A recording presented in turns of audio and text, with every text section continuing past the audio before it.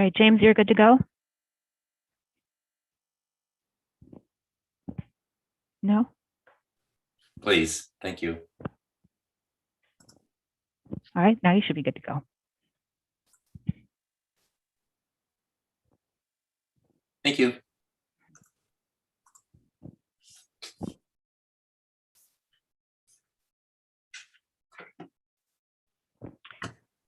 All right, Sarah Fox, you're here, correct? Yep, I see you. All right, I will call this meeting to order at 7:01. All members are present and MHTV is recording and we are live on YouTube. So first off this evening, we have commendations and Principal Sean Satterfield is here with us to talk about the Coffin School. Thank you, Sarah. I'm going to make it brief tonight. There's just a couple of accommodations I want to make tonight. The first one goes to the Belcoff and Evelyn PTO. Last week, they ran the fun run at Bud Orn and also at Evelyn School, and they did a fantastic job. They raised over $18,000 and had the children run around the loop. I don't know if you saw the Marblehead Reporter article that came out just the other day, but it was a fantastic opportunity. A little warm, but the children loved it. And it was a fantastic event at both buildings. And I really especially want to thank Abby Lewis and Marina Gamble for their work as co-presidents this year with the PTO. They've done a fantastic job.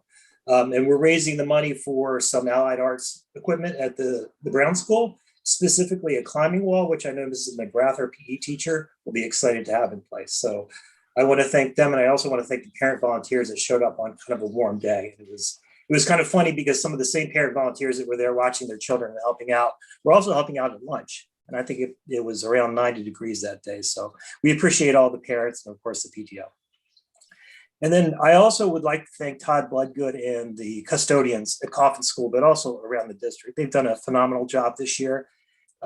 We were able to have, with only a few exceptions, I think, lunch outside every day that we've been in school full days this year, and having the tents in place and having the custodians out there helping us set up and break down has been fantastic. So I just want to give them a quick shout out. They were also able to repair one of the playground structures. Just the other day at Coffin, there's a bridge in one of the structures and it broke, and they got out there within a week or so and repaired it. So the children were happy. They were able to get right back on that structure. So I'd just like to thank Todd as well as all the custodial crew that helped out on that. Wonderful. Thank you so much, Sean. Absolutely. All of those people are deserving of commendations for sure. All right. Does anybody else have any commendations this evening? Sarah? So this being our last school committee meeting before the official end of the school year, I just wanted to take the opportunity to thank all the members of our community, from, teachers, tutors, custodians, nurses, administrators, support, all of our forms of support staff, guidance, just every piece. There is no way possible that we would have gotten through this year without such a willing team to change sometimes, direction on a day-to-day basis, and always come in and present a positive attitude to our students, no matter what their stress level was. To the parents that, muddled through, limping right to the end, I think some of us, and most importantly to our students who, have done what kids do. They showed up. It was hard at times, but I am so impressed with, seeing our students, not just what they produced, how they've learned to advocate for themselves. We've heard from many students this year, more than we've ever heard from in the past at our school committee meetings. And I just think that shows such tremendous personal strength to advocate for oneself and one's needs, that I wanted to commend our whole community for getting through this year. And we're almost there. Thank you, Sarah. Absolutely. Onward and upward for next year. All right, nobody else? Okay. I am actually going under commendations. I'm going to read Dan Howell's notes that he sent to me. He is participating in senior week at this point. So I will read out all the great things that he wants to share that are going on in this district this week, or at least at the high school this week. So he says, this week is senior week. Last night, the senior class had a very successful prom, and despite it being in the high school parking lot, all students seemed to have a great time. Thank you to all the parents and school faculty who helped make this night possible. Tonight is the senior show, which is where Principal Bauer is. Seniors get one last chance to show off their talents in front of their peers. And tomorrow is, of course, graduation. Let's hope the weather cooperates for that. The freshman class will be having their biology MCAS next Monday and Tuesday. Class officer elections for the 2021-2022 school year will be held tomorrow. The June 17th school committee meeting will be Dan's last meeting.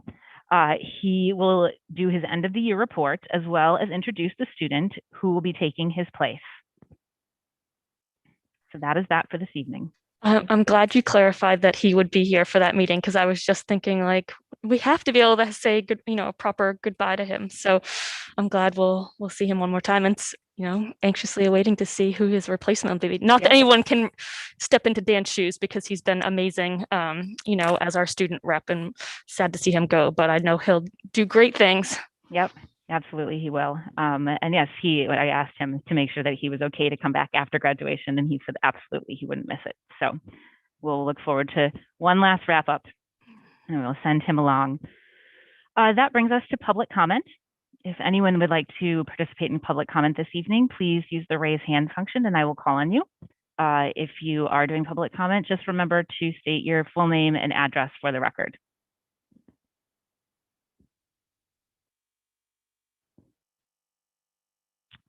All right, I don't see anybody raising their hand at this point. So that will lead us on to the superintendent report.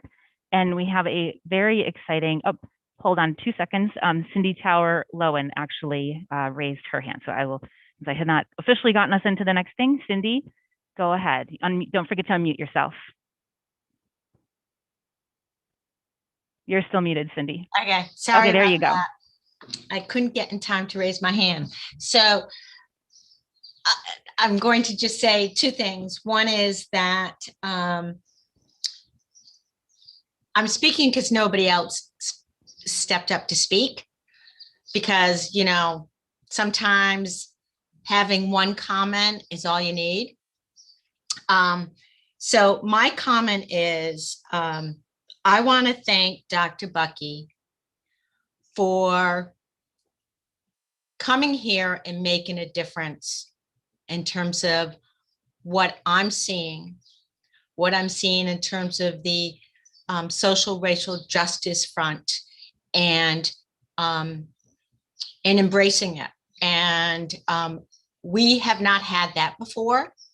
And so I just want to give a shout out to Dr. Bucky, because it means a lot to many of us in the community. And I know the school committee is behind it. And so it's twofold, but for him to even take the stand and make a statement is a huge thing, a huge place to be. And I just want to thank you. And I appreciate everything that you've done. And I know it's not been an easy year by any means for anybody taking on the role of being a superintendent, let alone a new superintendent. So I appreciate that. And I appreciate the work that the school committee has done to make this happen as well. And that is it. Thank you. Thanks, Cindy. Can you just give me your address really quickly, just for the record? 12 Trinity Road. Thank you very much. Thank you. All right, I also have Paul Baker's hand up. Yeah, hi Sarah. Paul Baker, 79 Overlook Road. I just wanted to say thank you to the entire school committee. You guys never signed up for COVID-19. You signed up to be school committee members. And I think the way you've handled this year has been amazing. I mean, you've put up with a lot of I want to say crap. Okay, I'll speak up a lot of crap. you've all stood firm in the face of all of that. You've conducted yourselves really well. I just thank you for doing that. And the fact that one of you is stepping up again for election and a former committee member is also stepping up to get back on there after what you've all dealt with is extremely impressive. And I just thank you all for volunteering your time over this past year, 2 years, 3 years, however long you've been on here. And I know you've been supporting Dr. Bucky in his new position, and what a year for him as well. But I think you've done really well, and I appreciate all your efforts. So that's it. Thanks very much. Thank you, Paul. All right, so can you let Gina Hart in because, oh, great. That will lead us to our social emotional learning presentation under the superintendent's report. So John, I will hand it over to you. I'm very excited for this presentation because it's really the culmination of a lot of hard work, and you'll hear student voice loud and clear. But before you do, I want to turn it over to Gina Hart and Jamie Slavitz and the support staff at the high school, who will give a brief intro into what you're about to see. Thank you. And thanks to the school committee and Dr. Bucky for having us here to talk about the MHS Social Emotional Learning Survey. This survey was part of a larger SEL initiative involving dozens of students, teachers, clinical staff, administrators, and community members who came together to work on classroom-based SEL activities, to pilot new SEL supports for students, collect SEL data, and try to get the word out in the community about SEL and mental health resources at MHS. So thank you to all of the students and adults who worked on this initiative. Gina Hart is going to introduce the amazing work of her senior project students, Tess, Keeney, and Chloe Pickering on the SEL survey. We also wanted to thank Dr. Scott Solberg and his grad student, Hayam Kim from BU, and from Merrimack College, Dr. April Bowling and her student, Maggie Hickenbotham. Take it away, Gina. Thank you. Thanks for having us. And I won't say too much. Jamie really covered the larger SEL initiative, which has been going on. And I've been really lucky to kind of get involved and just, like he said, oversee the data collection. I was really lucky enough to have a relationship already with Chloe Pickering and Tess Keeney, who had asked to do their senior project with me. And we did a lot of great things throughout their senior project, learning about mental health, meeting with different professionals. They had the opportunity to present to our central admin about the analysis of risk behavior data relating to substance use. We did a lot of great stuff, but a large portion of what they focused on was collecting data around social emotional learning. What they did was they looked at a survey that was sent out earlier in the year that collected some great data, and they updated it. They changed the questions to be more from a student lens, and they really took this into their own hands and said, like, this is how students are gonna really answer this. They made it anonymous. They made a lot of great changes to the questions, and we got a really great response. We got almost 500 responses.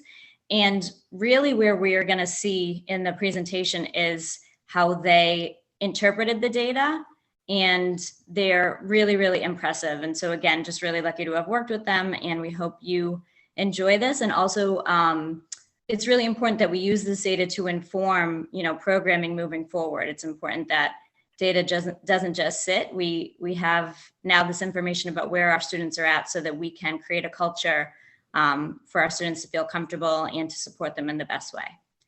So that's my overview, and we hope you get something out of the presentation. Thank you. Just a quick question for both of you. Do you want me to play the presentation, or would one of you like to play it and I can allow you to share your screen? Oh, you can play it Okay. if that's. All right, that's... I will try. Hopefully my sound will work. I'm a little nervous about that, but I will do my best.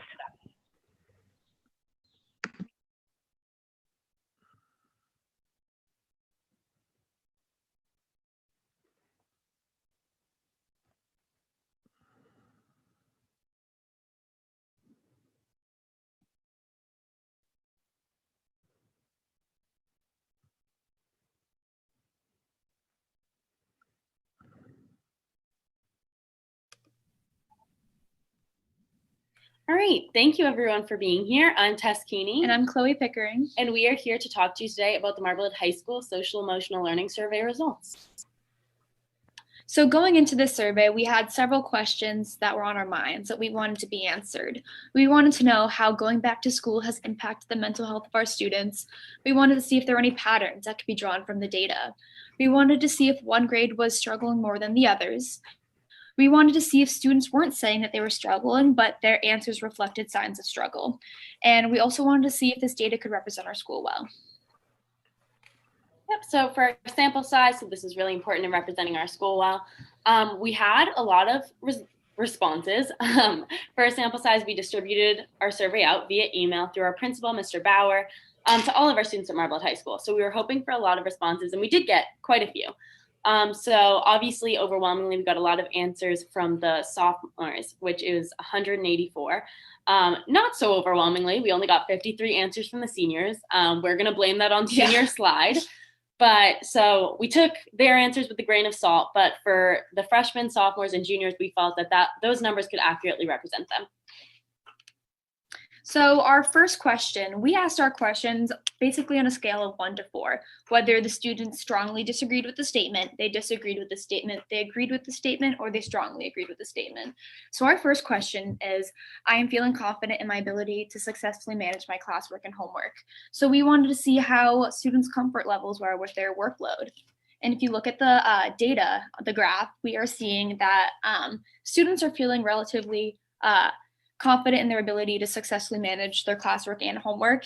You'll see that as the grades get higher, they are feeling less confident. This could be due to more rigorous courses, more workload, they're closer to graduating, college. So they have a lot of other things going on. So that kind of makes sense. And this is just the data in another form.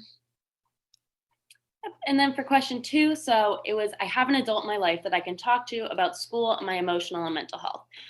So we thought this was a very important question. Obviously, for students who do struggle, or even students who don't, it is really important to have a support system, especially an adult you trust and can talk to. So if you look at the next slide, you can see in the data pretty overwhelmingly, a lot of our students felt that they did have someone that they could talk to, but there was still a pretty good percentage of students who didn't. So I think our most important thing is making sure that we can reach all of our students through our teachers, our staff, and just really get at them for support.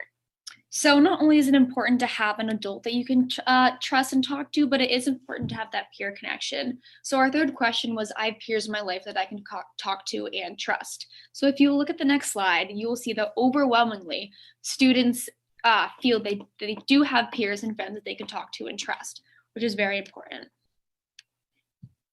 Yep, and then so question 4, the pandemic has impacted my ability to connect with teachers in a meaningful way. So again, this kind of plays into having adults in your life who support you. So obviously, to have a good learning environment, it's very important that you have connections with your teachers. If you go to the next slide, you can see that the pandemic has definitely influenced our students and how they're feeling towards their teachers. If you look here, as the grades get older, particularly the seniors, they had a really hard time connecting with their teachers. So obviously, again, in the pandemic, we were remote online. So it was really hard for students to make that connection. But as we returned, we could see that the numbers were still pretty high. So I think for next year, if we can use this data for anything, it would be to make sure that teachers and students are getting that connection that they really need. So the next question is, I have personal goals and doing well in school will help me achieve these goals. So personal goals or lack of definitely show signs of depression. If students are reporting they don't have goals, that they aren't looking forward to things, that is a clear indicator that they are struggling with their mental health. So the percentages are definitely higher in the later grades because the end goals are clear. They have college, they have their plans in the future. It's a little bit closer for them to see. So yeah, this graph shows it in another way as well. Yep, and then question 6, this one was pretty straightforward, just I enjoy school. So if you go to the next slide, you'll see some pretty 50-50 numbers. It is very concerning that a lot of our students don't like school, albeit it's pretty normal. A lot of students struggle, it's a stressful environment, but if you go to the next slide, you'll see that the only grade that was over 50% for enjoying school and agreeing with that statement was the freshmen. So it's definitely concerning that our juniors, seniors, and sophomores are under the 50% mark for enjoying school. So definitely something we should work on. So again, we asked, I look forward to resuming in-person school activities that haven't been possible during the pandemic. We wanted to make sure with students returning to school that they were seeing the light at the end of the tunnel. They were looking forward to these in-person activities returning to life before COVID. So if you look at the data, it shows that many students are looking forward to resuming their in-person school activities that weren't possible during the pandemic. Yep, and then for question 8, another pretty straightforward question. I've been struggling with my mental health. So if you go to the next slide, you'll see that a lot of students did report that they've been struggling with their mental health. And I think something important is the fact that students can acknowledge this. One thing that we really were interested in was to see if students showed signs of struggle, but wouldn't necessarily say that they were struggling, which we think is a big problem in high school. So if you look as the grade goes on, students have been struggling more and more. So I think that, again, kind of plays into the fact that junior and senior year can be a lot more stressful. You have college applications going on, etc., maybe more rigorous classes, but SATs, it's tests, definitely concerning that almost over 50% of our students at all times are dealing with mental health issues. And I feel that that's something that should be addressed and, just make sure our students have the support that they need. So question 9 was, I look forward to my future plans and goals. We wanted to make sure that students were thinking about life after COVID. With the vaccine coming out, with restrictions being lifted, we want to make sure that their excitement maybe that happened before COVID was also happening after COVID, that the pandemic did not diminish these goals and these thoughts and these future plans. So as the data shows, overwhelmingly students are looking forward to their future plans and goals, which is a good indicator of. And then, so question 10, my motivation and work ethic has declined over the course of the pandemic. So, starting off the school year remote, I think a lot of students got a little lazy. Remote work was obviously just not as rigorous as regular school is. You don't have tests. It's mostly just busy work online, and it's really hard to learn over a computer.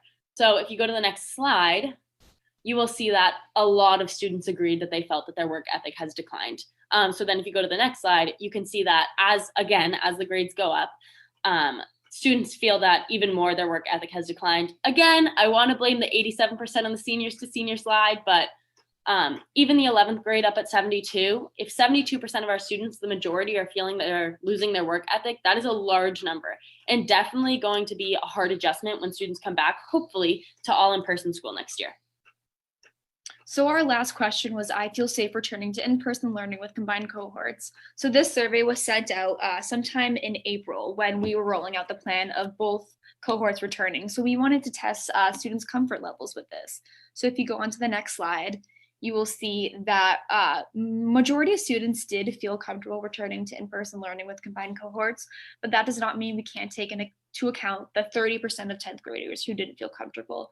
The 32% of 12th graders who didn't feel comfortable. We need school to be a place where everyone feels comfortable, because how are students supposed to be the good learners that they are if they are feeling constantly uncomfortable, worried, nervous about the pandemic? Yeah, and then so at the end, we compared our question, are you struggling with your mental health? We looked at all of the questions on our survey, and we found the significant predictors of struggling with mental health. So these are the questions that we pulled out for students who did report that they were struggling with their mental health, how they answered the other questions. So the first one was, they don't enjoy school. So for the students that reported that they don't enjoy school, they're 2.6 times more likely to be struggling with their mental health, which is obviously a concern since we saw that almost over 50% in every single grade reported that they don't enjoy school. The next question we found significant was decreased connection with teachers. You were 3.5 times more likely to struggle with your mental health. So I think this just goes to show truly how amazing a student-teacher connection can be. And I think it's just important that although we struggled with the pandemic, we really get back into that, having a student-teacher connection and making sure that all students feel safe and supported in the school. The third question we found to be a significant indicator was the decline in motivation. So students who felt that their work ethic had declined were 4.1 times more likely to be struggling with their mental health. So obviously, as we discussed earlier, these things kind of go hand in hand. You can start slipping in school with your grades, and then over time, you may just become less interested in things that you once loved. Or you can really be struggling with your mental health, and that affects how well you do in school. So I think that's something really important to see. And then lastly, and this was a big one, for students who had no adult to talk to about school and their mental health, they were 13.2 times more likely to be struggling with mental health. So as you guys know, as administrators, as some of you are parents, we have an opportunity here to reach out to students to get them that support that they need as an adult. So if we can get every student in our school to have an adult that they can talk to, that they would be 13.2 times less likely to be struggling with their mental health. And that's amazing. All right. And then, so some things that just go into mental health, these are kind of what we centered our questions around. So academic self-efficacy decreases. So that's kind of like loss of motivation, etc. That can make a decrease in your mental health. If you're struggling in school and you're super overwhelmed, that will definitely reflect in your mental health. Another thing, future orientation. So that was our questions about, are you looking forward to your future plans? Do you know that school can help you get there? If students aren't focused on their future and they don't really see the light at the end of the tunnel, it's going to be really hard for them to get things done and to, go about their daily lives. And then academic stress increases. So school can be stressful. Some of it's healthy stress, but especially with the pandemic, when it gets to an unhealthy level of stress where students are constantly feeling anxious and just like they're drowning in schoolwork, that's definitely going to have a negative effect on their mental health. And then lastly, social connections and support. So, losing an adult in your life, not having peers to talk to. If you don't have that, that's definitely going to affect your mental health because it can lead to just bottling it all up or, finding unhealthy ways to cope, which is not what we want for any of our students.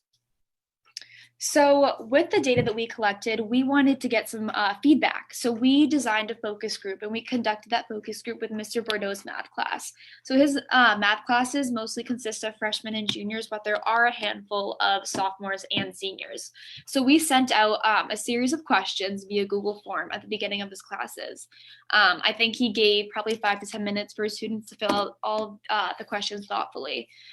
So out of these questions, we had 70 responses, and it was mostly qualitative data. So we could hear direct quotes and feedback from these students, although there was one quantitative data question. So although this is not entirely representative of the entire school because it is mostly 2 grades and only 70 responses, it still is a good indicator of students' overall feelings and emotions right now. Yeah, so as you guys saw, we asked students if they had been struggling with their mental health, and we got a lot of, strongly agrees and agrees. So we asked students what specifically has been impacting you and how has this impacted your ability to do work. So you can see one student said, my motivation has decreased significantly. I've started to feel very anxious and more often. Another student said ADHD and anxiety, and they've impacted me because my ADHD makes it hard to do work, but then my anxiety comes in because I can't do the work and I stress out a ton. So they're obviously struggling with several mental health issues, and maybe having that support could help take a load off. Another student said, no, I've been regulating my mental health. In fact, I've grown tougher mentally because of all the hardships I've faced. So that's obviously on the more positive side. So again, there's a wide variety, but it's nice to see these responses. So another question we asked, this was the quantitative one. We said many students responded that they do have an adult to talk to in their life. So we wanted to know if these students have an adult actually at the school that they can talk to. So while 78.6% of students did respond yes, they do have an adult at the school they can talk to, 21.4% reported no. So while there is an overwhelming amount that do, we still need to accommodate the 21.4%. We need to make sure that every single student at the high school is accounted for, and they do have a teacher, a coach, a guidance counselor, or clinical staff member to talk to. Yeah, and I also think it's important to note that Mr. Bordeaux actually sends out weekly forms to his students, and he's the one that sent this out. And he gives them the space to talk about, how they're feeling, how they're doing with their mental health. So this could be very skewed data because he might be the person that they're saying yes to. So then the next question, so as you guys saw, we asked if students enjoyed school. So we asked students if they answered no, does this reflect your general opinion of school, or is it just due to the pandemic? So we got a wide variety of answers again. One student said, I think mostly because of the pandemic. It has taken a lot of the fun elements out of the school year, which we obviously felt as seniors who lost a lot last year, lost the beginning of this year, and it is hard. Another student said, I've always hated school. The pandemic has made me hate it more. So that's obviously a concerning answer. We want all of our students to enjoy school. Yeah. How can you learn effectively if you're not enjoying the place that you're in? And then another student said, this is due mostly to the pandemic, in my opinion. School is much more enjoyable when there aren't so many restrictions, when we have more free time and freedom to take a break or see friends. So hopefully returning to in-person school allowed them to see more friends, but there's not much we can do about the restrictions, but hopefully we can make school a little bit more enjoyable as time goes on. So the last question this is the last question. Another question we asked is if the pandemic has negatively affected their work ethic, and students responded that it had. So if students found this true, we wanted to know if their grades reflected this decline in their work ethic. So one person said, yes, I am now a professional procrastinator, and it has reflected negatively on my grades, particularly my test grades, because I put off studying until the last minute. Another student said, no, for me personally, I was able to complete all my work because there was more time. Another student said, the pandemic has positively affected my work ethic. I went from C's and B's and A's to a straight A student. So clearly there is a wide variety and a very big spectrum of responses. Yep. And then the last question we asked was in regards to if students felt safe returning to in-person school, as we're now back in school fully. So we asked if students were concerned. And so one student said, I did not feel concerned on returning to school. I wanted to see friends that were in the other cohort. So that's kind of one side of things, you know, not too worried and just ready and eager to get back in school. Another person said, my concerns have lessened since returning. I feel safe and comfortable, and as more people are getting vaccinated, my comfort level is continuously increasing. So this is one we obviously love to hear. Obviously, the school has been very accommodating of everyone's needs, and according to this person, is doing a great job. Another person said, my concerns have not lessened due to the amount of staff and students I see incorrectly wearing their masks or seeing them outside with large groups. So this is actually, we got this overwhelmingly that students weren't wearing masks properly, and the staff not wearing masks properly is obviously a concern as well. So there can definitely be something done about that. Mm-hmm. Yeah, so thank you guys so much for listening to our presentation. If you have any follow-up questions, you can email heart.gina@marbleheadschools.org. Thank you so much. And yeah, have an awesome night.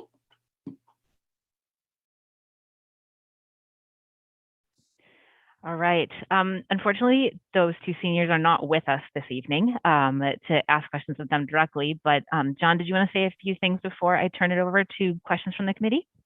Yes, absolutely. We should rightfully be wowed by that. I have done a lot of educational conferences where presenters present doctoral level research much less eloquently than that.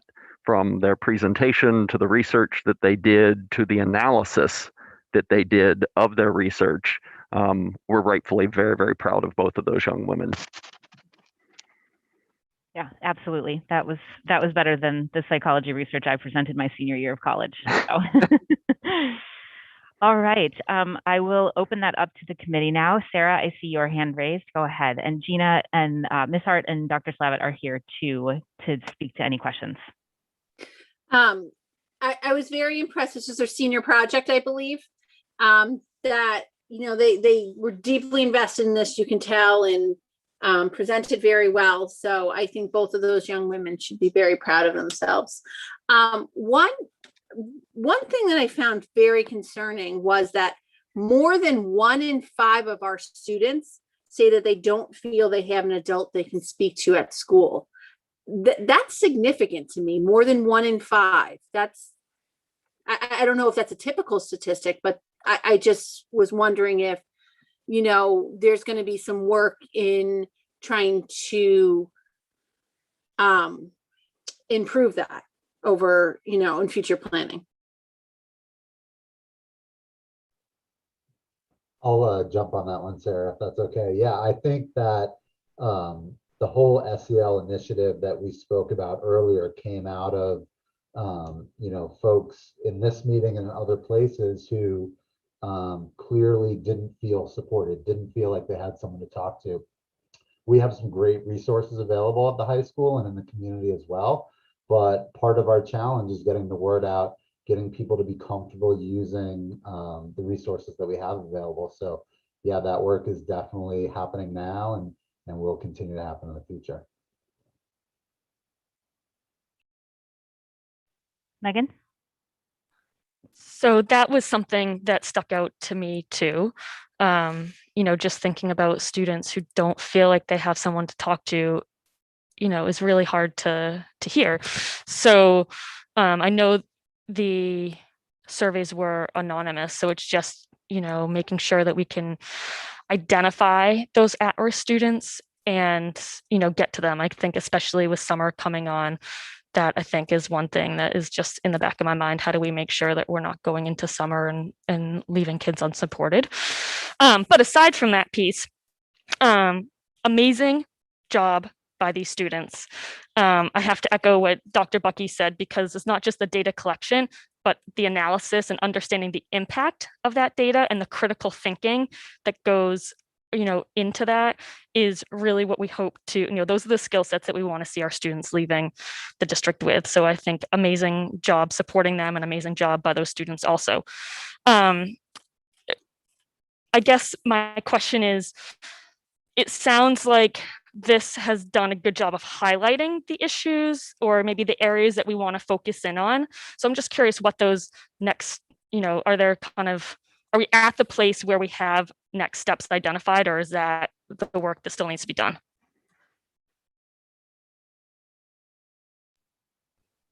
I think the answer is both, that we're looking at the data as a faculty. Dan has sent out the data to all the staff members and teachers here at the high school, and we will be having further discussions about how to continue to meet student needs.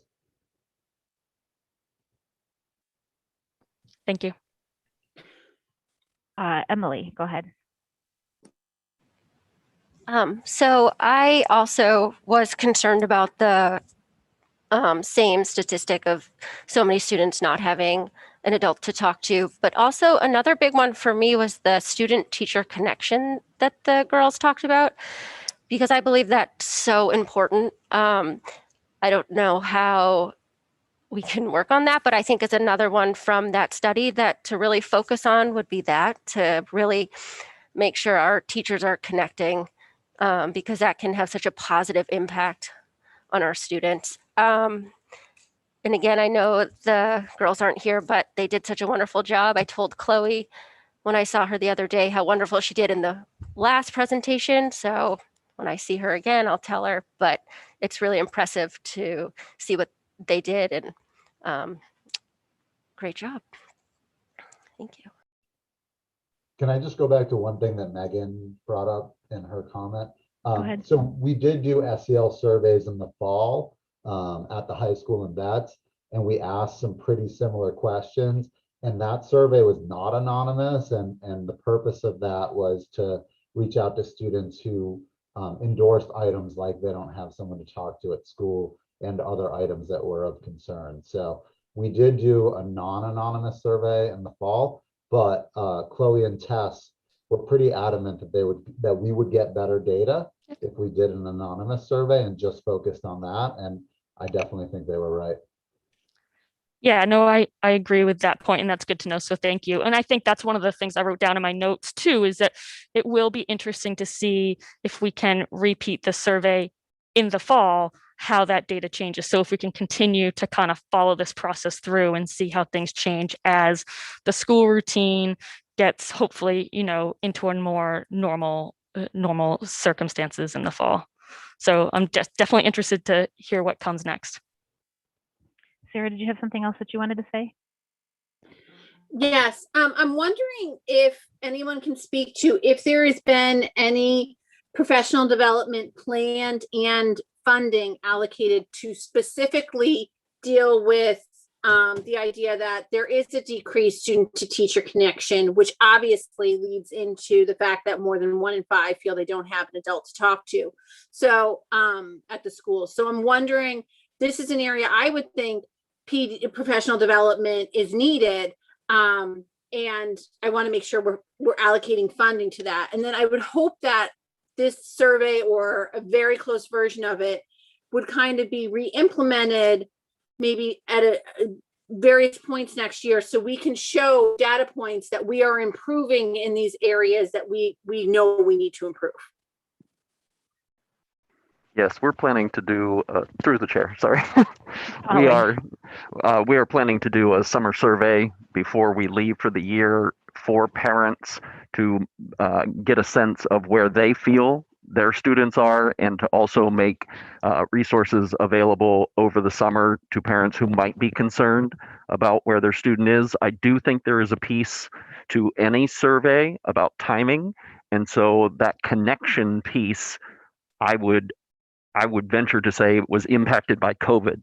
So you were separated from your teacher and the people that you were connected to for a long time. And so as you're coming back, getting this survey saying, do you feel connected?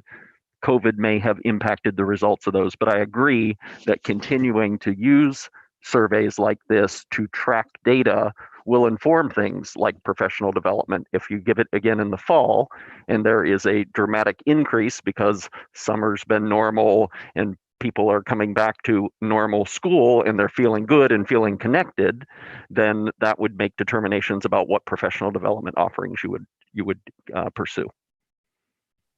The other thing is what we did, and Jamie can certainly speak more to this as well, is the data really showed, like what programming do we need to look at? Obviously, we're talking about that connection piece. What's great is that we have been focusing on that a bit this year, and I think it shows that we need to expand. We did social emotional learning pods that Dr. Slavitt kind of oversaw, and we had clinical staff and support staff kind of meeting with all like groups of teachers throughout, like, I think it was a 4-month period. And we met 5 or 6 times, and it really focused on the student teacher connection and skill building around that. And we got a lot of good feedback around that. We got some constructive criticism about how to make it better. And I think this survey just informs the fact that we need to like expand upon those as we move forward. Yeah, I think it's really telling that, obviously I've worked with both of you professionally. And so I know firsthand how much support that there is at the high school and how high caliber it is. And so I think, I believe we have the bones well in place for this. And so some of this may be simply, reaching out to students and letting them know how to access these resources that we have already in the school, so that they can do so and really take advantage of that. Because I think from what I heard from the data, it's that they didn't feel that they had someone, not that there was maybe I missed it, but not that there was a decrease in that feeling. So I think it's important to just sort of, target what we need to target. And I'm really glad to hear that we're going to be able to put that survey out to parents, because I think this came up in reopening last week when it was discussed about the need to really be able to not only hear what students are reporting, but then take into effect what parents are seeing at home as well, because sometimes we know that there can be differences in what is being reported from one group to another. Sarah, did you need to say something? Just to clarify one point. So Dr. Bucky, your answer is PD as it pertains to this has not been planned for and funded for next year, but it could possibly, you're willing to look at it depending on a round of surveys in the fall, but at current, it is not planned for and funded. Not at the specific high school level, but I know that Nan was working with Sean Satterfield on some stuff for the Brown School in the fall. I think that she was talking with Mandy Murphy for Village. I can get you an overview of PD offerings for the next meeting if you like. That would be great. And then when we do these surveys, I just want to make sure we stay as closely aligned to what we did here, because if we keep changing the format, i.e. anonymous, non-anonymous, and the questions, they're not valid data points. Like you need continuity to form, obviously, the valid data points. So, the hope is that this work these girls did, which was absolutely wonderful, can affect change and, and can get us highlight the areas we need to improve. Thanks, everyone. Deandra, I see you have your hand up, but if you could wait for your comment till public comment, just because with the agenda, we tend to stick to the professionals that we've got sort of within that group. I'm sorry, I hate having to do that, but just to sort of stay on the agenda. But we do have another public comment at the end of the meeting too. All right, anybody else with any questions? Emily, did I see you had your hand up again? Okay. All right, well, thank you so much, Jamie and Gina. This was wonderful, and thank the students again as well. I know that they're having fun as rightfully they deserve to with their senior week, but we're really grateful for all the work that you guys have done and all the work. I know you also presented to the mental health task force from the Board of Health that's working on a bigger community aspect to this. So it's really great information that's going out all over the community. and we're all really grateful for it. So thank you. Thank you. All right, John, would you like to continue? Yes, I'd like to thank Megan for the next part of our agenda. I was going to say for keeping me honest, but it might be more holding my feet to the fire. Whenever she comes in to meet with me, there's this running record of things that have been discussed at meetings and trying to touch base on where they are so that they don't fall off the radar. So when Sarah and I were making the agenda, I said, why don't we address each of these things that have come up in previous meetings just to update the community on some of these important initiatives. And so first, it is introducing our new METCO director, Deandra Williams. She has joined the district. I think she is in week 2, but I think already done a month's worth of work. But I just wanted to dish to Deandra to say hi and give a brief introduction of herself. Hi, everyone. Good evening. First and foremost, thank you for having me here and having this opportunity to just connect and think about this work as we think about how do we create spaces that support all Marblehead students and to really just be in this field, and in this space. So I'm very excited. And yes, this is week 2 and it has been a mix of emotions, right? Like in the sense of like, it has been a mix of exciting to learn about some of the different things that different schools are doing and how they are thinking about inclusive spaces and settings to support students, and just also to, some of their goals and to be able to be in a position to support them with that work. So I am excited. It does kind of feel like a lot of work that's being done, but at the same time, it's all good stuff. So I'm excited about this work and just to be in a position to do this. Just very brief background about me, but I worked in admin for over 10 years in terms of school work and had the privilege and pleasure to work in the greater Boston area, both for Boston Public Schools and with Cambridge Public Schools, and to do some work around data collection and implementing systems to improve student achievement. So I'm excited about this work. Thank you, Deandra, and welcome to the Marblehead Public Schools family and to your first but not last school committee meeting. Do you mind if I just pop in real quick? Please. Sorry. So Deandra, welcome. Really nice to see you at our school committee meeting. Just so the rest of the committee knows, Deandra did attend our last reopening meeting, and she's adding value from day one with suggestions on how we can look at things maybe a little bit differently. So it's great to have you on board, not only to support our METCO students and with some consistency there moving forward, but also to help the district with inclusion, equality, and all the work that we really, are looking forward to doing. So welcome. It's nice to see you in person, and, lots to do. You got a lot on your plate, girl. So the next thing on the agenda is a bus transportation update. I know that Dr. Benedetto had come and given an overview of some proposals, and those are still very much being considered, but Stephen Quietek and Michelle Cresta and Todd Bloodgood adopted a software program which will really kind of revolutionize what was just kind of random busing in the district and look at where people live, who's eligible for busing.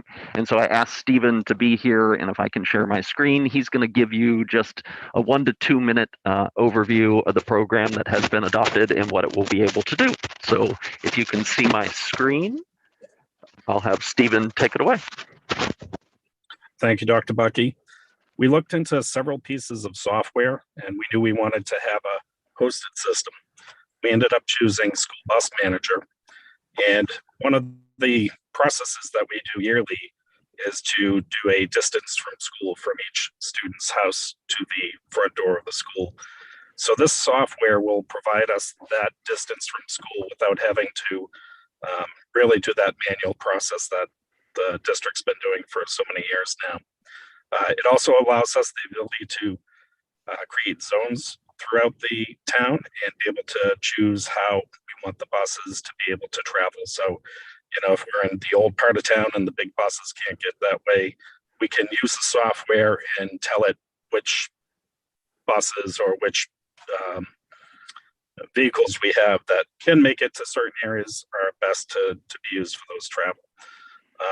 Another great piece of it is a field trip tool, which allows our staff to enter in through a website a field trip request, which can then be planned out and tracked through our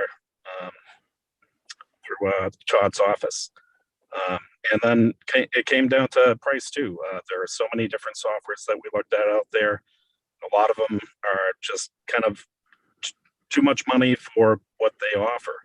And so this school bus manager ended up giving us a really good price, and the price will even go down next year as of not having to pay for the startup cost. Future options that we have for the school bus manager will give us, if we decide to add options in, that is GPS tracking for our buses. They offer a bus tablet for trips, so the tablet would actually be on the bus and provide information to the driver as well as information back to the district. And it also offers a parent app, so that if, you know, kids are out on a bus trip to a field trip, you need to know when the bus was going to arrive back, you'd be able to log in and get that information. So it does offer a lot of extra added options that we can add in the future if needed. So thank you, Stephen. And I think that he doesn't give himself enough credit, because Michelle Cresta said that his negotiation skills for choosing this program were an extreme value add to the district. So in terms of busing, it is a bit of a chicken or an egg. We're going to input all the information into the system, and we could send a survey out to eligible families to find out how many eligible families would want to take advantage of bus transportation, or we could send a general survey out to everyone in the district and determine how much interest there is. Again, with many things, it comes down to a capacity issue. We have a certain number of buses in the fleet, and we have fewer drivers than we have buses. Todd is working with a couple day shift custodians, and we're willing to pay to send them for their CDL license. And I think he has a couple. We have had that posting for a bus driver up for the better part of a year, and maybe now that COVID is loosened and that there could be interest. But I just didn't want people to think that there wasn't work being done on busing, and it really is a July once routes are determined. We have not done a bus registration, but once we get the data back from eligible families or families in general, we may have to go to a registration and then a lottery system if there's more interest, and then you'll have to make determinations. We'll have to make determinations on things like high school, middle school eligibility for ridership, and communities have different opinions on that. Do you want your first, second grader on a bus with a 10th grader? Again, most 10th graders don't want to ride the bus, but some families of 10th graders want them on the bus. So all the questions are not answered this evening, but I just wanted to let the committee know that we have adopted the software program, and we continue to make forward progress with determining busing routes in town for next year. Sarah, you've got your hand up. While I'm very happy we have this program, you know, which is something we need and will be useful, I feel strongly we have made no progress. Dr. Benedetto sent an email to the school committee 9 months ago. It is our purview. It is outlined by Desi in documents she forwarded us that as a school committee, we could respond and create a policy where we could choose to bus children who don't have safe routes. In fact, it is prescriptive by DESE that it's not just 2 miles, it's 2 miles of a safe route with all these stipulations. 9 months later, we're talking about having a survey. And we have no, we have a member of our community, I feel like a doctor in the middle of a pandemic, taking the very little free time she has, doing a tremendous amount of research, sending it to us. And we're saying we'll do a survey and maybe get you an answer. Like, this is something we should have handled months and months ago. We have multiple parents saying and giving us evidence via pictures and routes, and Safe Routes has come in and done an audit that we're not providing a safe way to school for their students. And it's been 9 months. This is not progress. This is a slow roll to the death of a program. I saw no funding allocation for additional routes in the budget for next fall.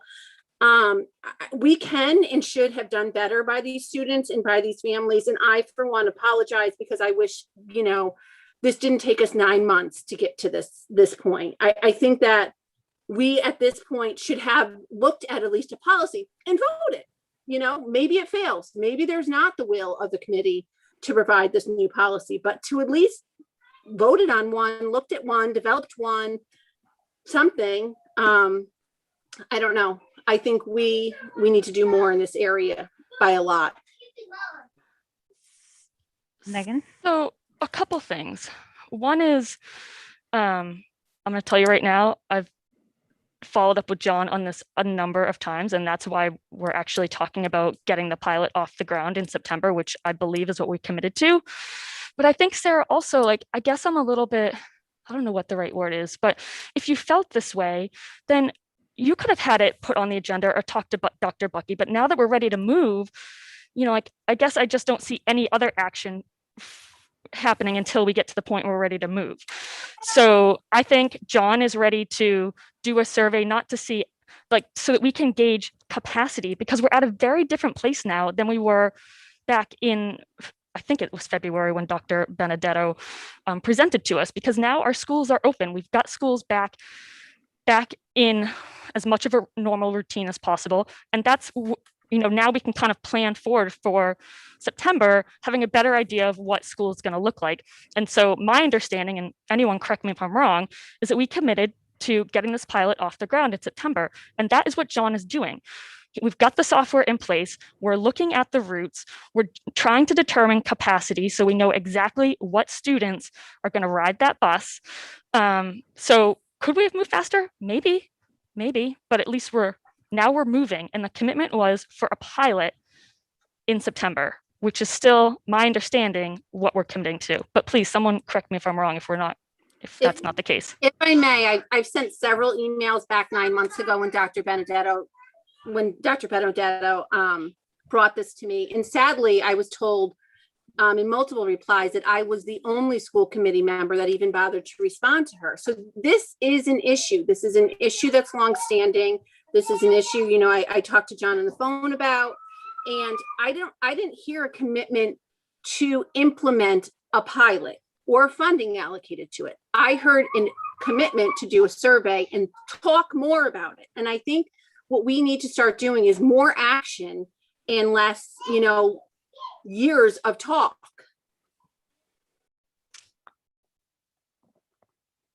I mean, I don't want to get into a back and forth. I have reached out to Dr. Benedetto a few times and talked to her at great length at this. And that's why I've continued to follow up with John on making sure that we will be in the position to offer the pilot in September, which my understanding is that is how we left that presentation.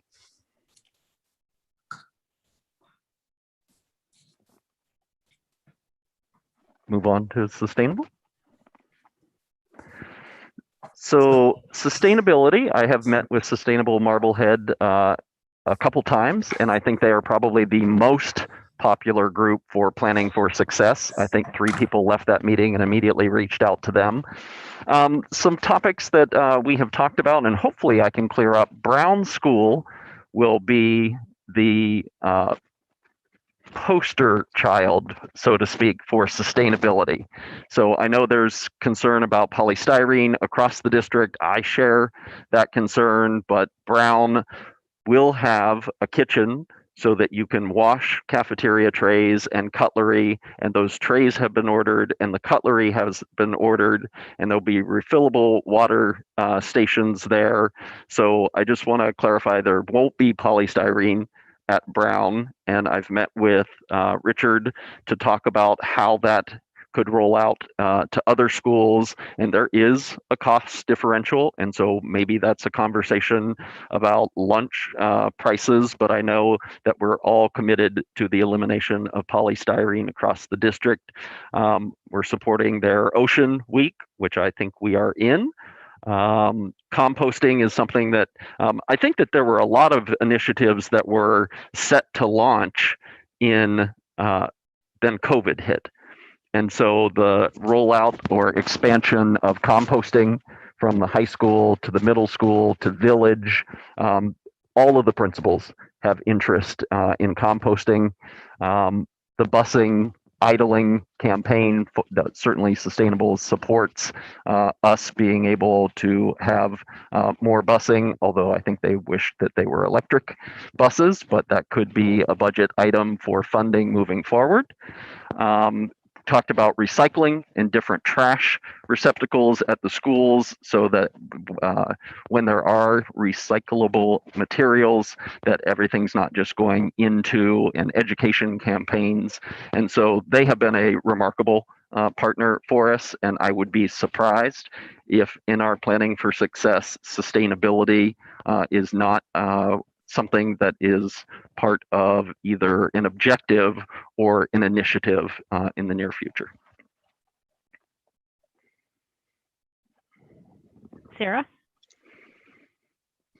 So we had, as part of our facilities master plan discussion, we had invited Sustainable Marblehead to the table. And they came, and it was great. They were part of the conversation at an open meeting and brought their list of requests. And I have to say the vast majority of them are extremely light lifting, easily implemented, things we should have been doing for years. They are and have been a great partner in saying, is funding your problem? Because we can maybe help, like tell us what your needs are.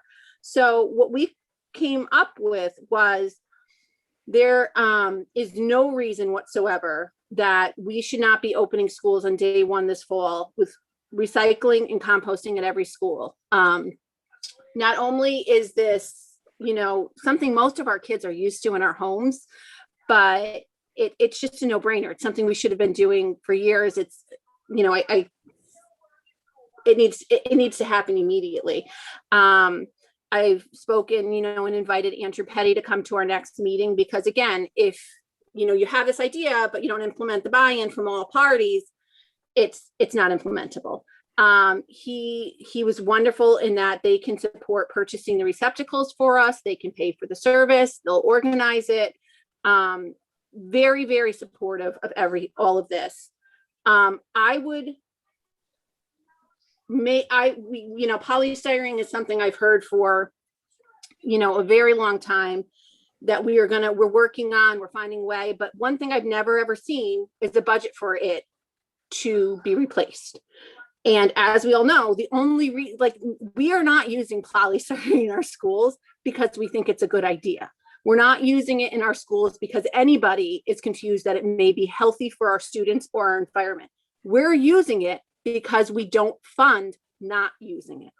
And at the end of the day, that's what this is about. So I would say that I would like a commitment from every member of this committee that we will fund with a line item getting rid of the polystyrene, not in a year or 2 years, because we've been hearing that for years. It needs to happen. I will make a commitment. I will make a motion that we fund no more polystyrene moving forward next school year. So I guess I'm making the motion to eliminate polystyrene from our schools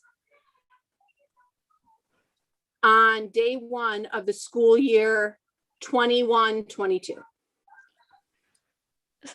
Sorry, John, did I misunderstand your update and that was what you were aiming to do anyway? Yes. Okay, so that's what we're doing. That's what you're moving forward on no matter what. Yes. Okay. The And discussion, or you have it funded? We will, or can you make a commitment, John, right now that we will have no polystyrene in our schools after the end of after 2 weeks from now, school year? Yes, I can make the commitment, but I can't make the commitment that lunch prices will not be affected. So if we say there's no polystyrene, which I fully support, and I think Richard does, the funding for that may have to come through an increase in lunch prices. So do you support raising lunch prices? I support our town and our district doing this the right way. I mean, we're gonna make parents pay to keep their kids safe and healthy. I mean, why was this not? This is a priority for so many years and a talking point. Why have we not funded this? Why was this not funded? What's the price, by the way, Megan? Because I know you did research on what this costs. I don't have it with me. I do not have it with me. I'm sure we can get that from Richard because he did the due diligence, before COVID happened last year. But I guess I would say before we can commit to whatever the source is, we need that, John, for you to come back with the information, and then we can make that decision. And it may be a number of different avenues, but I think first get the information and then we'll decide how to move forward. But I haven't heard anyone, I guess what I have heard is John make that commitment. Well, and what did I miss? What's unsafe about our school's lunch program? What's unsafe? It's unsafe. Polystyrene. Yeah. Yeah. It leaches into food. Yeah. Yes. Interesting. So I have a motion on the table. Is anybody seconding it? I guess it's not that I don't disagree with the concept. I just don't think it's necessary for us to vote because John has already said that is what he's moving forward on, and he will come back to us with more information so that we can make the necessary decision. So I don't know that it requires a vote from the school committee quite personally, because until we have the discussion on that, right now it's operational, right? Yeah, I agree that it's operational. Obviously, there's a budget piece to it, but it's at this point it is operational, and I think we have all voiced support over getting rid of the polystyrene. I don't think anybody around this table wants to see it continue, and so operationally, I think John is working on figuring that out. Emily? Let the record reflect there was a motion that was not seconded. Emily? Can you just, John, say again, what was in the update because I remember reading it about Richard saying he wanted to, or he could look into using more sustainable packaging, like what he's been using this year? No. Is that what it was? He was just looking into it? I can't remember exactly what it said. Much of his packaging this year has changed over to biodegradable or more organic. They're not serving lunch in the traditional form this year. So the polystyrene trays are a bit moot at this point, but the commitment is not to have them when we open school in the fall. But there was something that we got that said that we could do that next year, or he was looking into, right? It was in. He has, okay. Yeah. So it's in process. Yes. To look, okay. Thanks, John. I'm really glad to hear that. Do you want to move on to Bikemore? Sure. Bikemore was able to do the remediation work at Green Street, and I think they have one more meeting on June 10th to wrap that up, but they did remarkable work and the volunteers went in and they did the mitigation work around the wetlands area and the resource area. And so that work has been completed. Town council has provided the access agreement template and a user agreement, but Jason would like to meet with me and Pat from Bikemore to go over the liability piece, which was a section in that agreement that town council had some question marks and highlighted. And then there is a use agreement fee, and that will come back to the school committee if that's something that you just want to allow access to the land. But there's a meeting next week We were hoping to have it this week so that this could be more of an update, because I know that Megan's going to ask me about it again. But next week, we should have an answer, and hopefully the Bike More folks can move forward with the use agreement with the Green Street property. The Bike More group did an amazing job on that remediation. I was floored with how much they were able to get through in such a quick amount of time, and it looks beautiful over there. So it's really exciting to see this moving forward. I appreciate everyone's hard work on it, because I do think, especially as we get to summer and school is out, that it's an important piece, and I'm excited to see it kind of come to fruition. Great. Move on to our retiree. I think so. Yeah, Okay. Thank you. This is a fun part, and Lisa in my office has made it even more fun because she has asked our retirees if they would be willing to come on camera, 1, to be recognized, 2, to talk about something that they will miss through retirement, but maybe more importantly, something they're really looking forward to being able to do in retirement. And we are so blessed by our educators here. And so I will go down the list. And the first one is actually Leanne Fairbanks, who retired in December. So she's in the heart of enjoying her retirement. Second grade teacher at Coffin, who I believe is a remote teacher for us. She's been with the Marblehead Public Schools since 1998. Leanne Fairbanks. Hi, can you hear me okay? Good. All right. I panicked a little bit earlier because I realized at the end of Zooming, this year, my audio wasn't working well on my computer. So, and I haven't Zoomed since. So, all right. Well, thanks so much for inviting me here tonight. It means so much to be recognized for something I think so many of us pour our hearts and souls into. So thank you. For the past 23 years or so, I've worked with so many amazing people in this district. I remember telling Dr. Bucky at the very beginning of his time with us that we have so many bright, creative, dedicated, fun teachers who are doing incredible things in their classrooms. And I've always been inspired and proud to be part of such a wonderful group.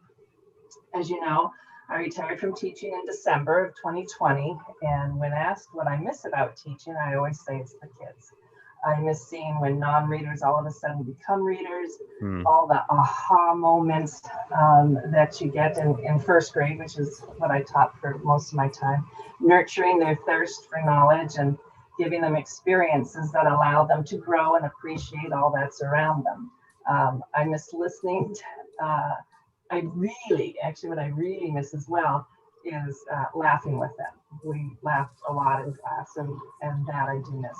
I miss sharing the outdoors with students. I miss listening to kids as they turn over stones and branches to see what's underneath. I miss hearing a student say, "Miss Fairbanks, I can hear the wind in the trees." I miss sitting under the trees as it's sprinkling and seeing the joy on the children's faces because they aren't getting wet. I miss doing yoga and mindfulness outside with the children. This is always a very special time for me. I miss reading their writing, and I miss listening to them read. I miss a lot. I have to say I miss a lot. But what I miss most is hearing their thoughts about anything and everything. It's the simple little things with kids that can spark such meaningful conversations, and conversations where I learn so much and for which I'm so grateful. And as I said, that is what I miss most about not being with the students. I'd like to add, though, past students have gotten in touch with me over the years. And just yesterday, in fact, I had coffee with a past first grade student who is going to be 30 in a few months. So how lucky am I to still be hearing what my students are thinking and wondering as adults. What will I do now? I'm going to continue to follow my heart. When I put in for early retirement 3 years ago, it wasn't because, it wasn't because I was done with teaching. It wasn't because I was unhappy. It wasn't because I didn't still love what I did. It was done with a desire to reinvent one more time. I remember talking with Donna Zaski at that time about what I'd like to explore when I'm done teaching at the end of 2020. And I'm now excited and happy to be exploring these things in more depth. Time will tell where I end up or what I'll be doing. But as my colleagues know, one thing I will be doing for sure is taking a trip to the Nordics to see the Northern Lights, which have been planned for February this year, actually. And there's, of course, friends to visit, books to read, time to be spent on the water, walks to be taken with my dogs, and just being present and enjoying every single minute. So Awesome. thank you so much for inviting me here tonight. Congratulations, Leanne. Thank you. Thank you so much. Can I jump in really fast? Sure. Because Leanne had both of my boys. And so I don't know all of the teachers on here tonight, but I definitely know Leanne. And I just want to congratulate you on your retirement. And Leanne is absolutely a teacher's teacher. She just is a phenomenal resource of knowledge, and the way she works with kids and the progress she gets them to make was always mind-blowing to me. So enjoy your retirement. I hope to see you around town. You've been a blessing, and have fun moving on. Thank you so much. Thank you. And definitely please let us know about the Nordic Lights, the Northern Lights. That's always been on my bucket list. So Well, my students have heard about them for years and years. So a dream come true for me. That's great. And I just want to tell Leanne, she is missed. She is missed by many, including by our family, definitely. Thanks, Sarah. Thanks so much. Our next retiree also retired recently in March of 21, Lynn Holian, the library media specialist. Lynn, what will you miss about teaching and being the library media specialist, and what are you looking forward to in retirement? Well, I've already started mine, so. But I worked in the Marblehead Public Schools. I started 18 years ago, and I worked there for 4 years. So I've been around for a while, but I was supposed to be the storyteller, and what I miss most is the stories that the kids told me. They always would point out the things that we tend to overlook as adults, and they constantly were reminding me of what was important. So right now I'm teaching some of my friends and their children how to sew and knit and play the ukulele. I'm having the ukulele club. And I'm also working with the Revere Historical Society, and we're trying to document the last 50 years of history there through storytelling. So I'm still doing the same thing, just on a little smaller scale. And most importantly, I am trying to apply the lessons that the kids taught me, which is to stop and smell those roses growing out in my front yard and take things a day at a time. So that's where I'm at. And Thank you. Congratulations, Lynn. Congratulations. Not joining us this evening, but retiring from the Veterans Middle School as a technology education teacher is Dale Nicholson. She has taught for over 25 years in the North Shore region, but has been with the Marblehead Public Schools since 2015. So we wish Dale Nicholson a wonderful retirement. Lisa Quillen is a Glover first grade teacher, has been with Marblehead Public Schools since 1989. So Lisa Quillen. Good evening. You asked me what I will miss about the teaching experience.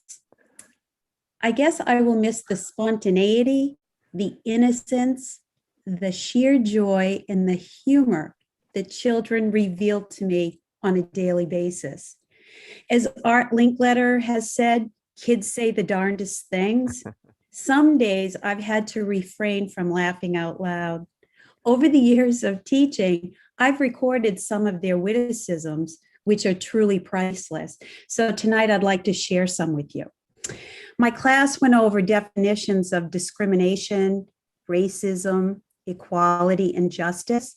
One student raised his hand and asked, "Mrs. Quillen, when it's hot out, how come men can take their shirts off and women can't?" One of my first graders told her mom, "Mrs. Quillen kissed a man at school today."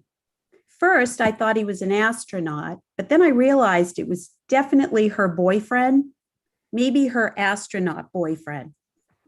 To be clear, my husband came to my classroom at lunchtime holding his Vespa helmet. Yes, I kissed his cheek. I had just come back to the classroom after having eye surgery when I took the students on a ponding field trip. I asked a parent for assistance descending some steps, explaining that I had trouble with depth perception. One boy asked his partner what that meant. Right on cue, his response was, "She can't hear either." Teaching has always been my passion, and I'm so glad that I did what I love to do for over 30 years.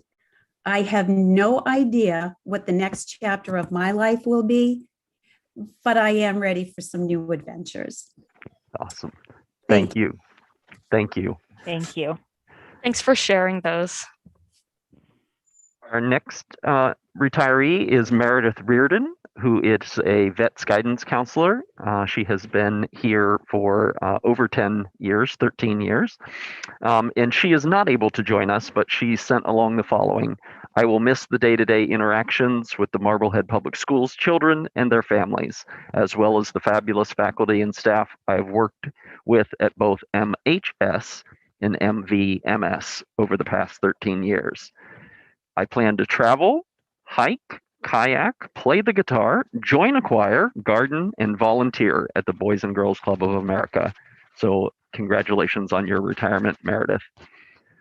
The other recently retired staff who will not be joining us this evening, but I do want to recognize are Barbara Helena, a Glover School principal in Marblehead Public Schools since 1998. She retired in March of this year. Peter Lawton, a village school custodian in Marblehead since 2011, retired in April.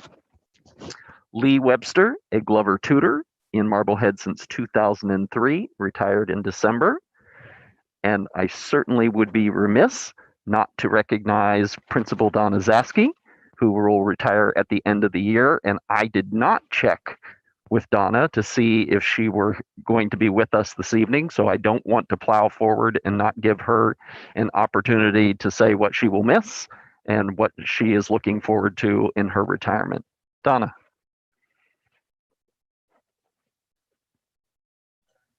I'm trying to unmute. Hi, everybody. I've been so lucky to be here these last 10 years. I've had wonderful relationships and support from families and definitely my teaching staff. The kids definitely give me motivation every single day to come to work.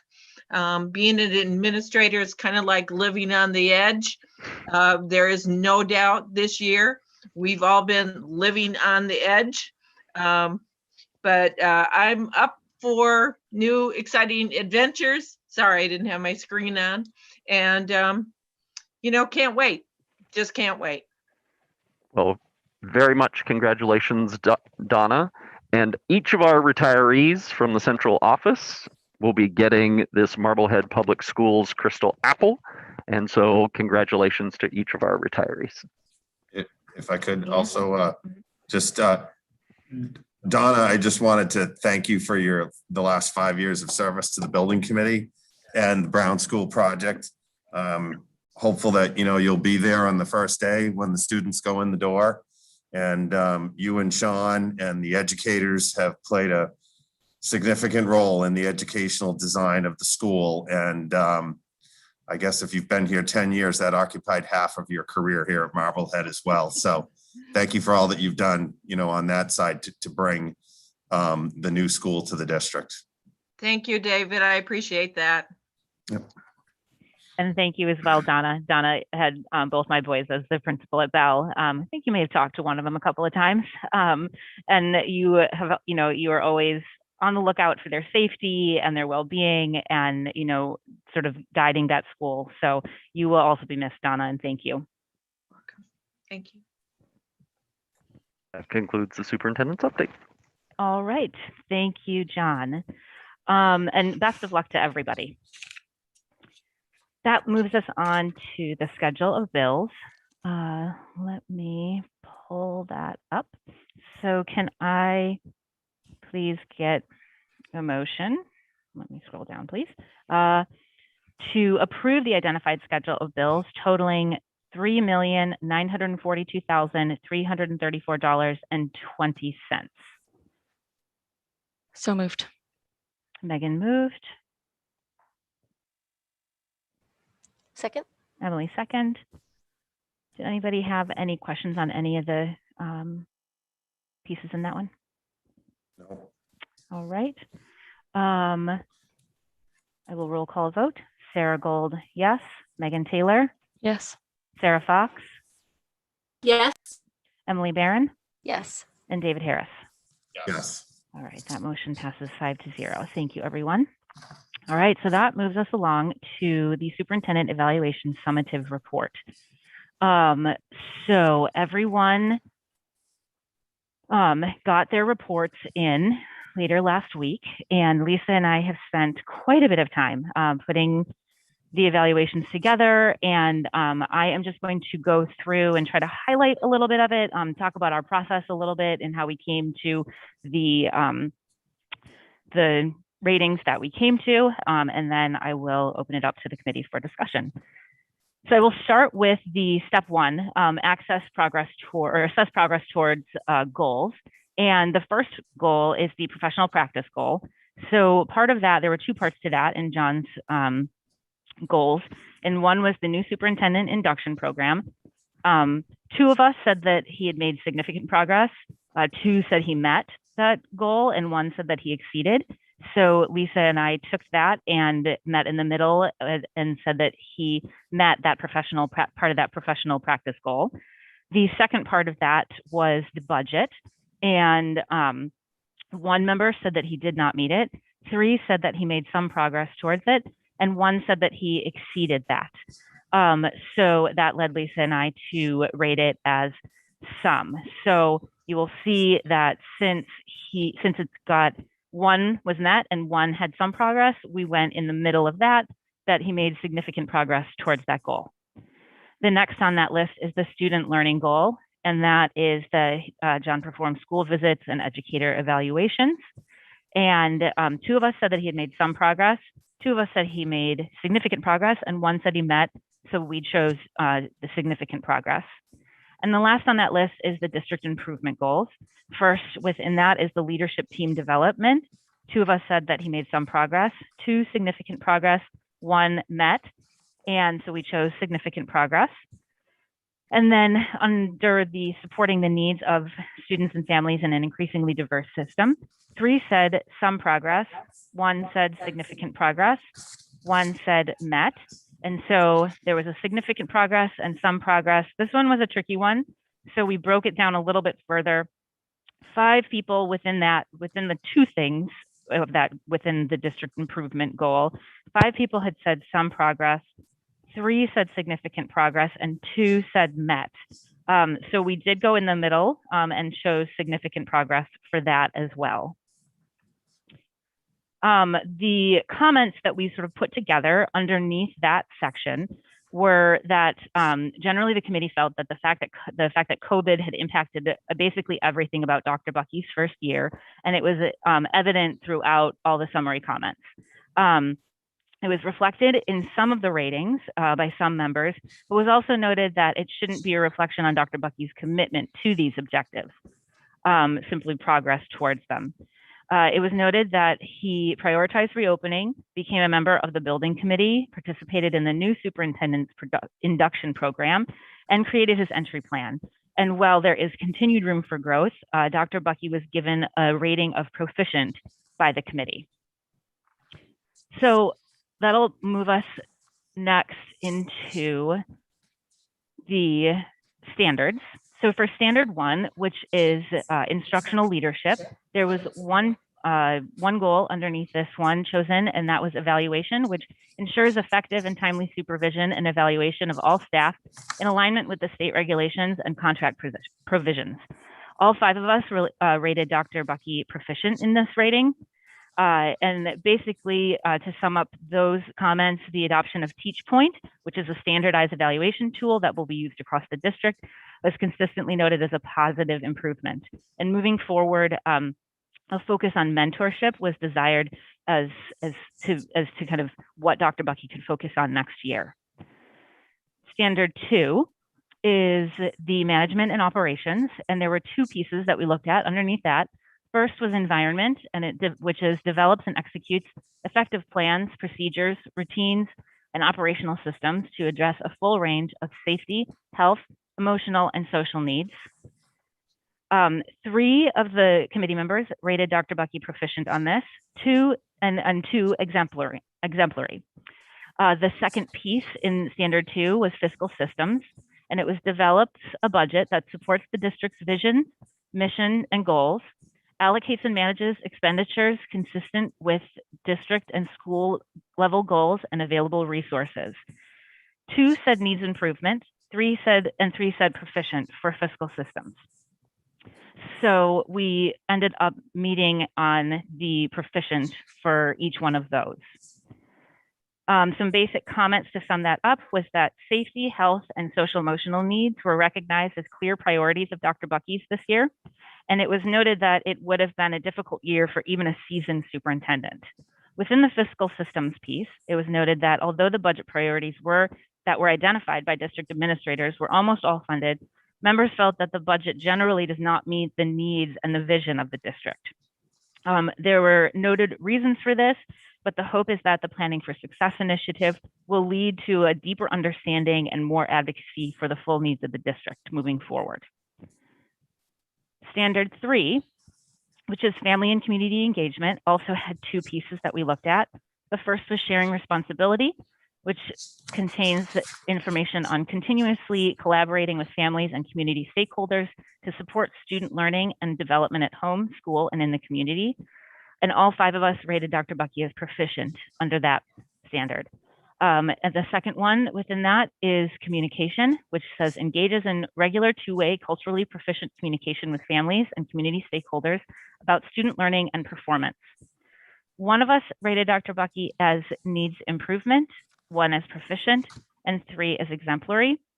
And Lisa and I went with the exemplary there, with an average rating within that standard for of proficient. Some of the comments to highlight was Dr. Bucky consistently utilized the eagerness and expertise of the community stakeholders throughout the year in many ways. He prioritized communication in things like the Back Together MHD site, Twitter, fireside chats, weekly updates, and many other examples. And that Dr. Bucky empowered the administrative team to have ownership of their own domain. It was noted that continued expansion of public forums with 2-way discussions that address comments, questions, and concerns would be a good move to go forward. And lastly, Standard 4, the first piece to that one was a commitment to high standards, which means it fosters a shared commitment to high standards of service, teaching and learning with high expectations for achievement for all. 1 member noted that he needed improvement, and 4 said he was proficient. So we went with proficient. And then shared vision, which is successfully and continuously engages all stakeholders in the creation of a shared educational vision in which every student is prepared to succeed in post-secondary education and become a responsible citizen and global contributor. 1 member said needs improvement, 1 said proficient, and 3 said exemplary. And some of the highlights on those comments were that John sets high expectations for himself and his staff. He values collaboration and strong positive working relationship. He offers, as noted by 1 committee member, the foundation for leading the district out of the pandemic and back to building a culture of high standards. Continued work supporting a budget that will achieve those high standards and shift the focus to student achievement will be a good next step. So obviously there are a lot of other comments within each one of those sections, but I went through and just tried to highlight some of the thinking. I wanted to make sure that everybody knew how Lisa and I had gotten to the for lack of a better word, the X marks on each of those boxes. So I will turn it over to the committee for any questions, comments, and thoughts. Sarah. So I have some concerns about the summative evaluation. I feel that, you know, any evaluation that, you know, I would assume we've all had, and I would hope we've all been in a role to give before, should have very clear areas that identify obviously strengths, but very clear areas where we want growth, that we want improvement. Because this is an evaluation of this year, but it also should work as a framework for goals moving forward. I don't feel there is that clear delineation of areas of needed improvement. I do feel it was outlined in individual reports by some people, but I felt it was missing from the whole. And then my other concern is we have, in the summative report, given Dr. Bucky exemplary in 2 areas. I think as an entry-level superintendent, I'm very hard pressed to give anyone exemplary. The idea of exemplary means that this is the level to which others should strive to achieve. It means we're not looking for further growth, that he has mastered the skill. I don't even think this is particular to Dr. Bucky. I think any person at the first year in their new role to say that it's exemplary, I'm very, very hard pressed to give that. Beyond that, when you look at the individual reports, I don't think the numbers add up to that. I think that, you know, proficient would have been more appropriate. Just, you know, and that is by no means a knock on Dr. Bucky. It's just, if we're not clear on areas that need improvement, then we're not setting him or our district up for success. And to say that a standard is exemplary, having never done a job before 9 months in, is really saying, you know, that the seasoned superintendents should be looking at the way this is done and doing it versus, you know, you've done good in these areas and let's have further growth also. So I think that we have to be more cognizant of identifying areas of growth, because, you know, that's what is going to serve Dr. Bucky the best and our district the best. And I feel like that was somewhat lacking in the summative report. And again, I don't feel that the summative report was as in line with the compilation of individual reports. So Lisa and I had outlined how we were going to do this moving forward last week. And so we had said that, you know, we'd look at how many, where the, you know, majority had fallen and stick with that. So we wanted to stay true to that and not sort of insert our own judgments on that. And then also, as far as the summative, you know, the comments go, most of what was in there were various quotes from everyone's individual reports. You know, we again did not want to insert our own thoughts other than, you know, my thoughts that I took from my own report. And so we tried to be very careful of that. So, you know, if people want to add things, that's absolutely fine. I just wanted to kind of, you know, sort of recognize the process that Lisa and I tried to use in an attempt to really let all voices be heard, and not put our own stamp on this.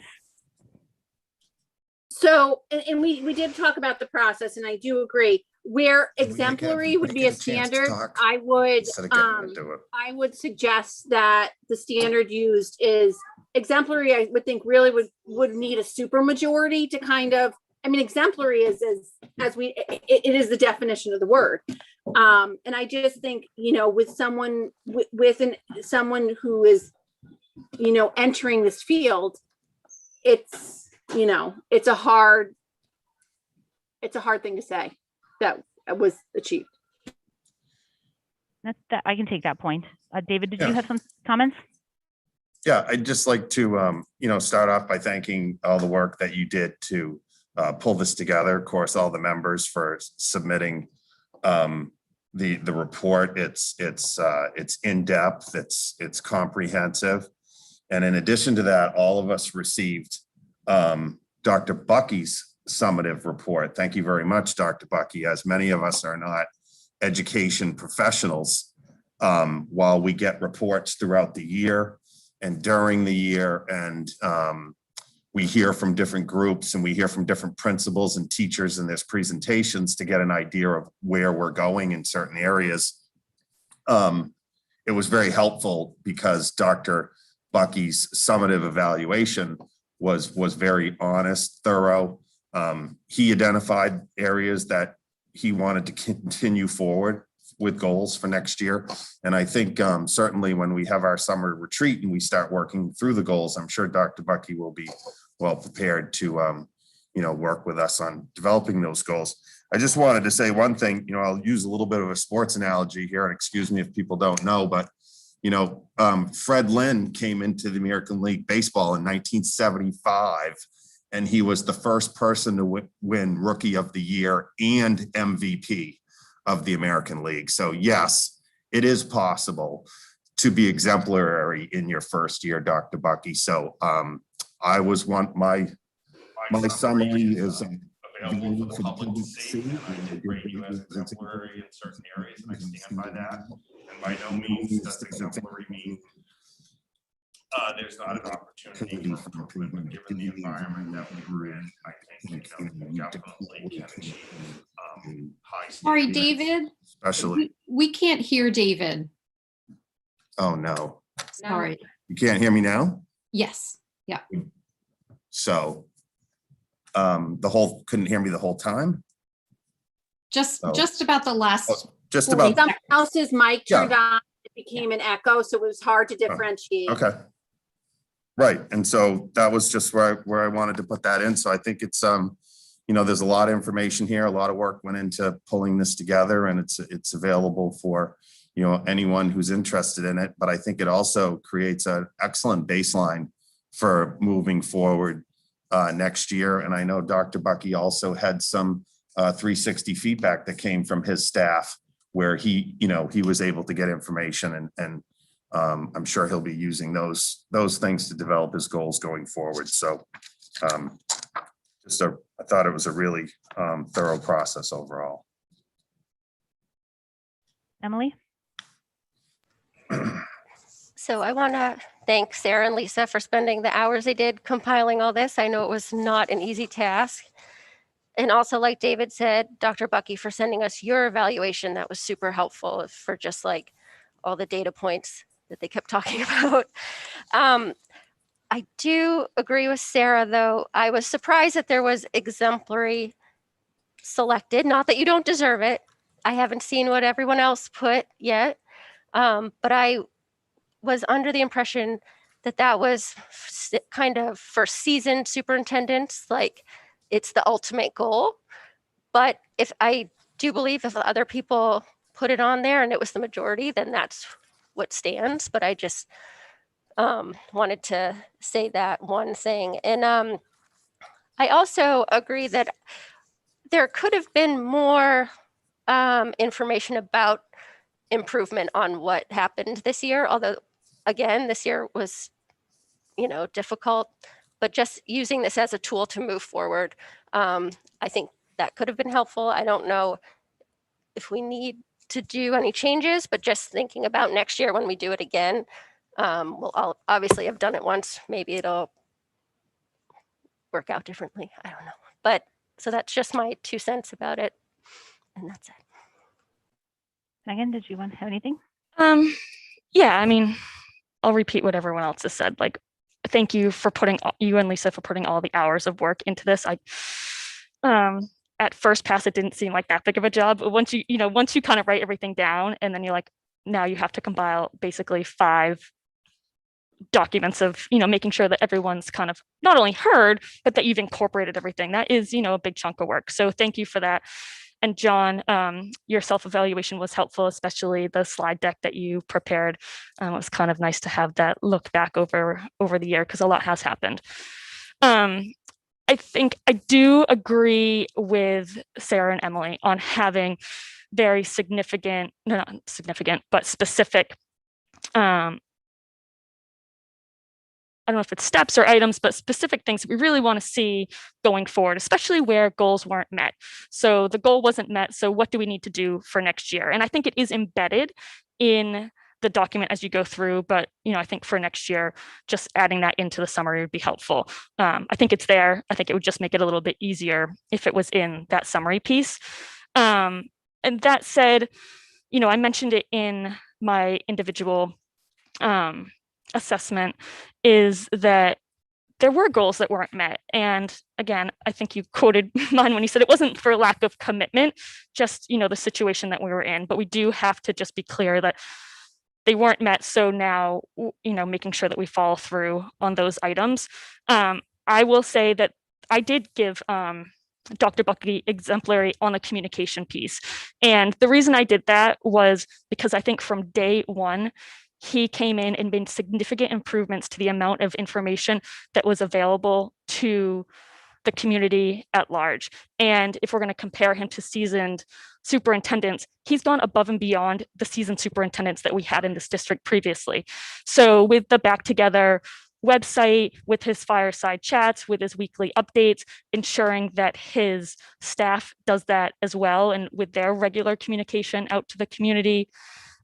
He's done town hall style meetings. So I really think he did go above and beyond that. It doesn't mean that there isn't room to continue to grow in that area, but I think he really added significant value in that area to our district. But that said, I didn't, I think I was fair in the ratings where the goals weren't met and why they weren't met and what we need to do to meet them going forward. So I did just want to highlight that exemplary one because I get it. I had a hard time giving that marking too, but if you look at what the goal we set him, and if you look at what the rubric says in, the DESE template, I think he did meet those. So, I guess I tried to be as fair as possible with what our role as school committee members was. And that was, these are the objectives that were set. And did he meet those? Did he deliver on those objectives? And in some case, yes. And in some case, partway, and in some case, not quite. So I think this is a fair assessment. And I'll stop there. I think I've said everything I need to say. Well, and so part of this process, if anybody wants to add any pieces, that I'm not opposed to that. This is what Lisa and I came up with in really looking at everything. And so if someone feels that that's something within their voice, because obviously we didn't get to add in every comment. So if that some piece of what they wanted to say is not in there and they know where they want to put that in, that's absolutely fine. Sarah? Where this isn't due for a bit of time still, and we do have another meeting before it's due, I would suggest that we not vote to approve it yet, but where 3 members have said that they would feel more comfortable if there is a clear goal, or not goals, areas of growth or areas of that we'd like to see work done, however we want to phrase it.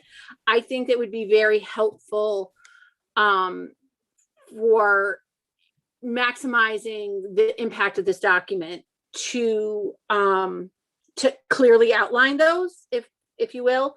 And then, also if I don't think it's, I always say, I don't think it's right for us to be wordsmithing in the middle of the meeting. If we want to take this time to email Sarah and say, this section, I felt this was really important that this statement was here. Could you include it? And obviously not in an email to everybody, but if we can send to you our areas of concern and then come back and take a second peek at this to vote it at our next meeting, since we have the time, I would recommend that. I'll let the rest of the committee weigh in. Obviously, I put this together, so it kind of meets where I'm at. So, but if, whatever everybody else wants to do. Through the chair, if I could, I would like to make a recommendation that we accept the summative evaluation report as presented by the school committee tonight. I mean, there's a lot here that there's absolutely no disagreement with, and that we allow for, just as we might do with minutes or recommendations, that we allow for committee members to submit any changes, and at a future meeting, we could just go through the changes and add them to the record of the existing document. And I agree with Sarah not to wordsmith tonight, approve the document as is and allow for an update to be presented or an edited summative evaluation to be presented at a later date with a discussion potentially on just what's been edited, or it could be highlighted. That's my thought. Personally am not ready to approve this document. It is different than minutes in that it's a document that's filed. I just didn't say it's like minutes. I was saying as an example, the process. I'm just telling you, I personally am not ready to approve this. I own, this is a document that is of such significant importance. It's one of our most important jobs outlined by Mass General Law. And I'm not going to approve as a draft. I want to approve it once and for all as a final version. So that's where I am. Can I just be clear though? You need to unmute. I just want to be clear though, we're not suggesting that we're changing any of the ratings, or we're not changing the content. We're just maybe moving some pieces up to the summary to make sure that those are highlighted, right? Like I'm not suggesting that we change the content. I think the ratings as you've done it is equitable and fair. And I think the process you went through is, was effective. So I'm not suggesting that we make changes to it. Maybe it is just, again, like I said, wordsmithing or moving a sentence from one of the lower sections up. So I'm fine either way. I'm fine to vote it because I don't think it's going to change the content. It's not going to change the ratings. But if we want to, either way is fine with me. What I'm hearing is a request to to add additional comments for members to email me and Lisa to add comments and where they want them added. And then we would vote that at the next meeting. That's what I'm hearing. Like new comments that aren't already in the document? That correct. Comments that Lisa and I may have overlooked. Right. So and that's not different than added what in. you're saying, right? That is different from what I'm saying. Yeah, that's different than what Megan's saying. So we have two different things. So you guys just let me know because that's what I thought I was hearing Sarah say. Megan said taking improvements that were in the lower part of the document and moving it to the summary at the top to say, this is the like that summary, and then this is where we can improve, or John can improve. But then I think you're saying someone can go through their own and say, I think you left out this comment. Can you put that in the whole document? Yeah. And I guess I'm saying we've had this document for a few days now. And I think if we had significant changes like that, we should have identified them and brought them to the table. So I'm not hearing anyone say that they have those types of changes. What all I've heard everyone say is that it would be great to, to more clearly identify those areas that we want to carry forward. That's what I've heard from the discussion. Okay. So yes, I just want to reiterate that us, discussing our concerns with this document could only legally happen in this meeting.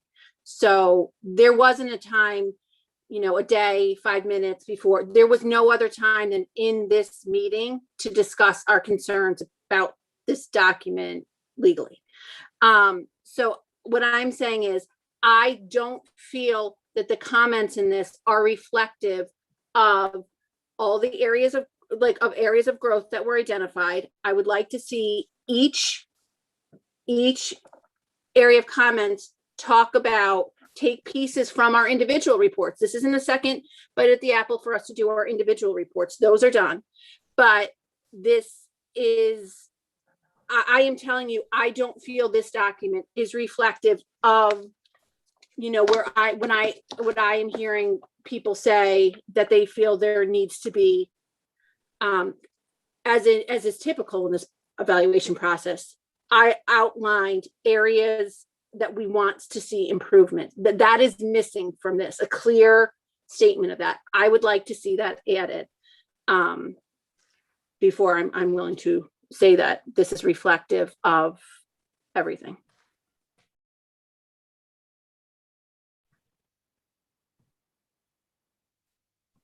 What would you guys like to do? I think, I mean, again, we just posted everyone else's stuff, so I haven't been through everyone's individual piece, but I trust that you and Lisa went through this in a comprehensive way. I feel like my voice is heard. All I'm saying is that we did identify, and I made notes as you read through this, we did identify areas for growth. So I think they're in the document. I think it's not 100% like an easy read, if you will. So I feel like my voice is heard. I feel like you've done an effective job going through and being fair in how you've calculated the ratings. So it seems like some people want to make little tweaks, and Sarah wants to have additional pieces in there. So we will put it on the next agenda to look at, and that everyone can email myself and Lisa with any of the pieces that they would like moved around. Correct? What date will that be? The 17th. Is that allowed to happen? Like, I guess, can we make those changes after it's already been compiled? Can we continue making changes until it's voted, I guess? I believe so. Okay. Yeah, Yeah. some school committees actually make the sausage in public for this. They go through and they decide what this is. There are some school committees that choose not to do it by appointed person or proxy, if you will, that choose to do it as a whole committee.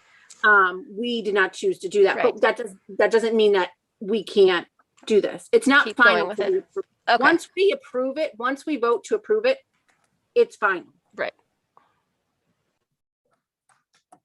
Okay, so it'll come back and everyone can email me, Lisa and myself, and we will make any additions or changes. And the understanding, as far as I'm understanding it, is that this is all comment based.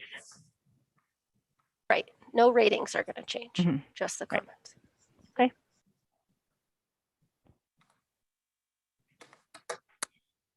I would like to let the record reflect that I would prefer to vote the summative evaluation as presented by the school committee and allow additions to be submitted and recommended based on our deliberation tonight.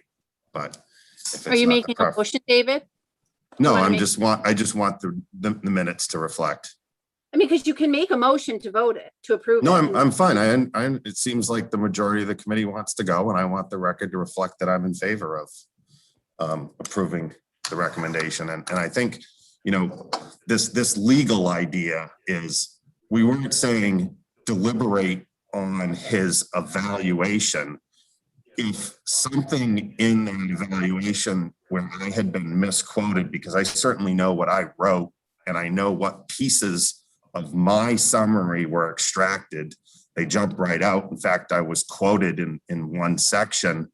If there was an error there, I certainly could have pushed back, or if there was, I think I could have pushed back. I agree, we would not want to have deliberated the ranking prior to this meeting, but I think we could have suggested content within guidelines, but not the rankings, which we discussed tonight in an open meeting. So Yeah, I just worry with that. If I bring my thoughts to Sarah independently, just her and I, and then Emily brings her thoughts independently, that now falls under the qualification of serial communication, which is the equivalent of all three of us being in the room at the same time. I'm a stickler. But is that not what we're suggesting? Yeah. And that's exactly what No, because just we talked suggested. about in open meeting that we are not comfortable with in what we're doing. I stated in an open meeting that I don't feel this is reflective. Right, but then the deliberation is changing the comments. It's the same thing.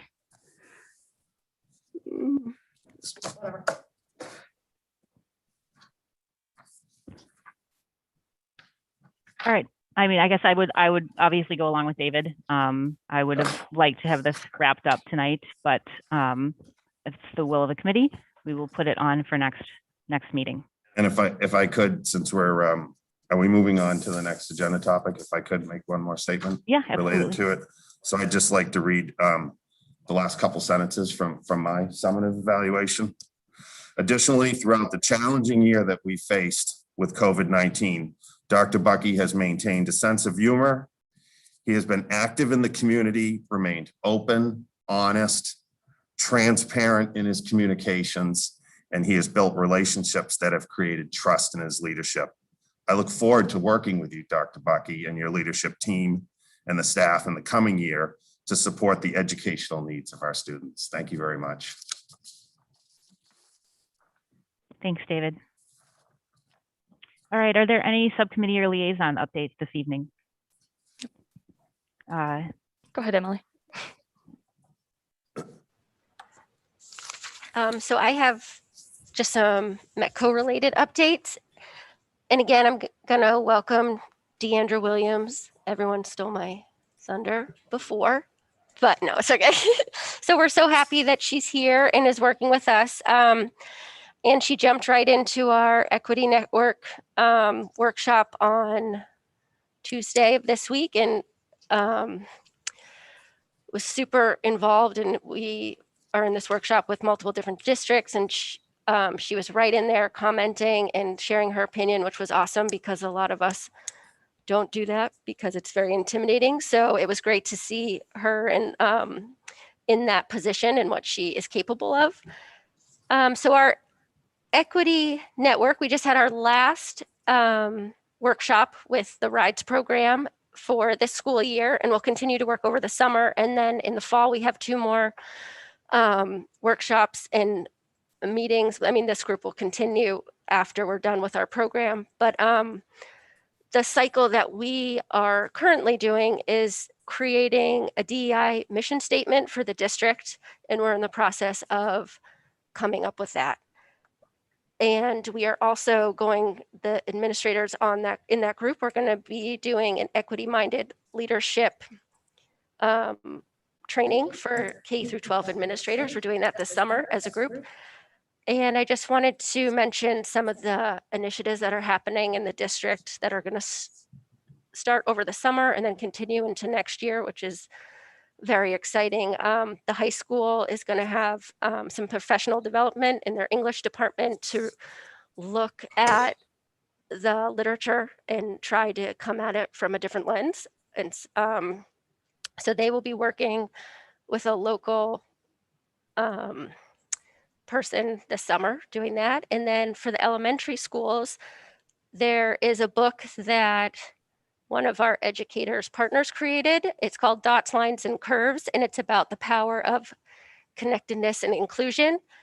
And the books is going to be bought, I think, for every classroom. Nan, you can correct me if I'm wrong, in the elementary grades. And then we are doing professional development for all the teachers to teach them how to, obviously not how to read the book, but how to discuss all the topics within the book with our students.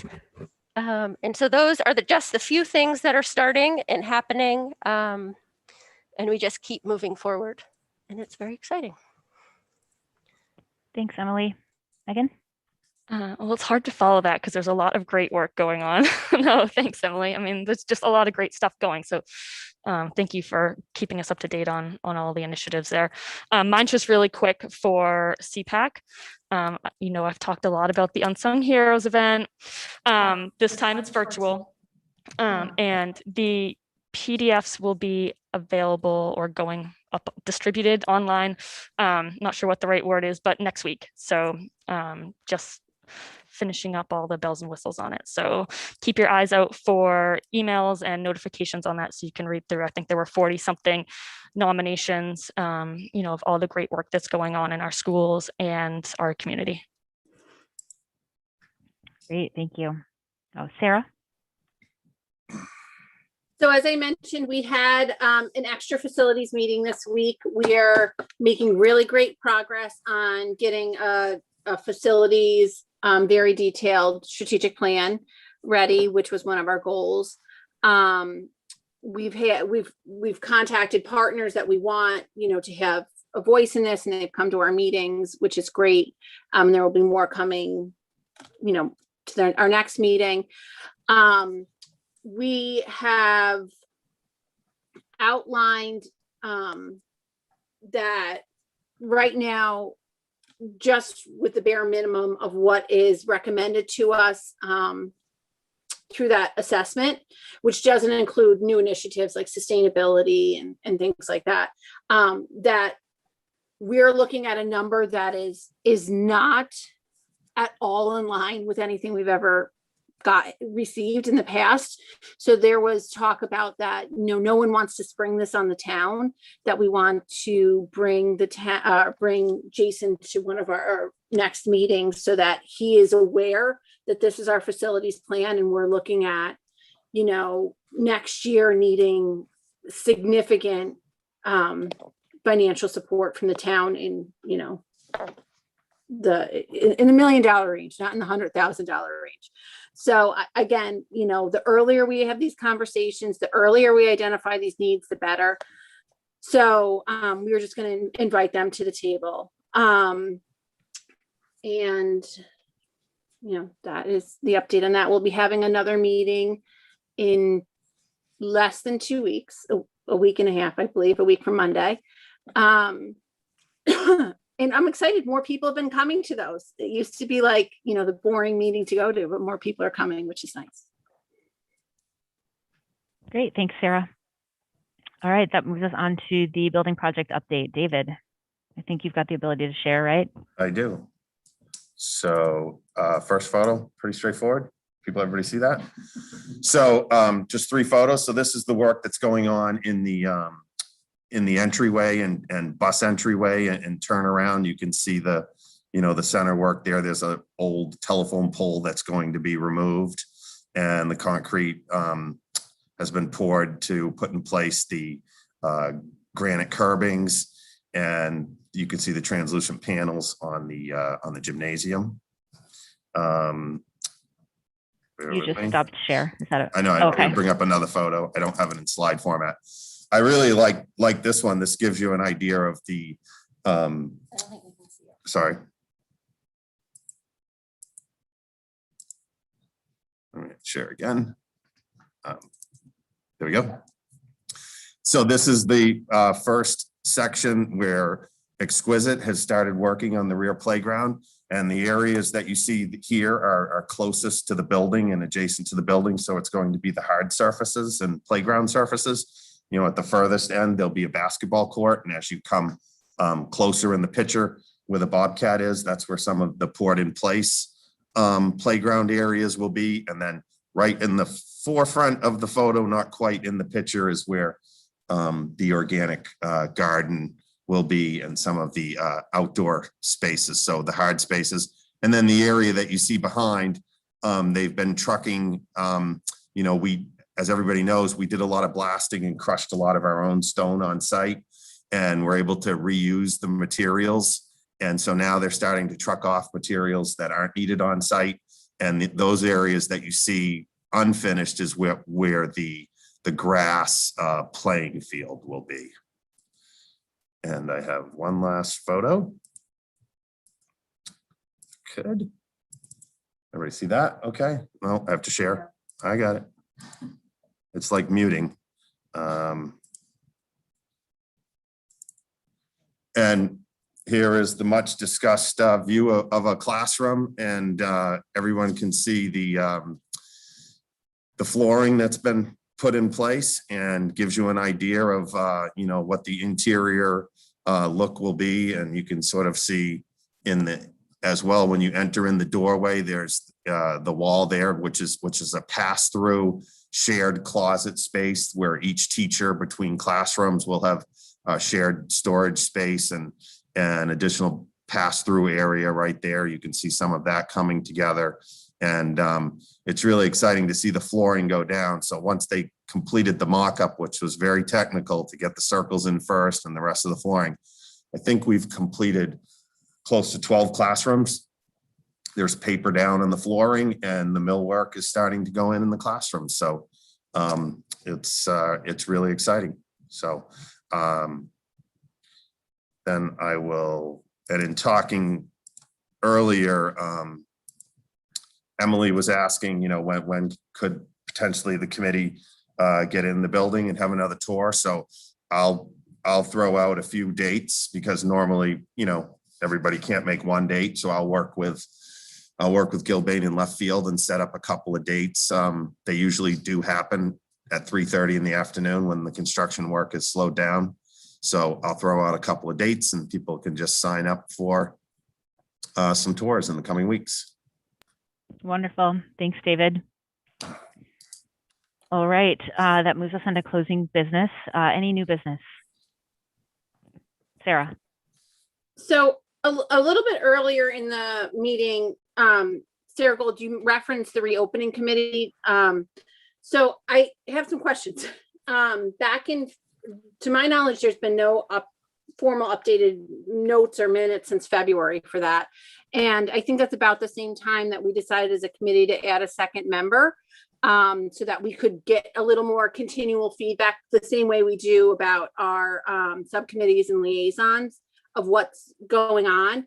I haven't heard those other than, the anecdotal pieces of, oh, we discussed that at reopening, or, oh, we got to meet this person. We're very happy to have them at the table at the meeting this week. So other than those tidbits, I am unaware.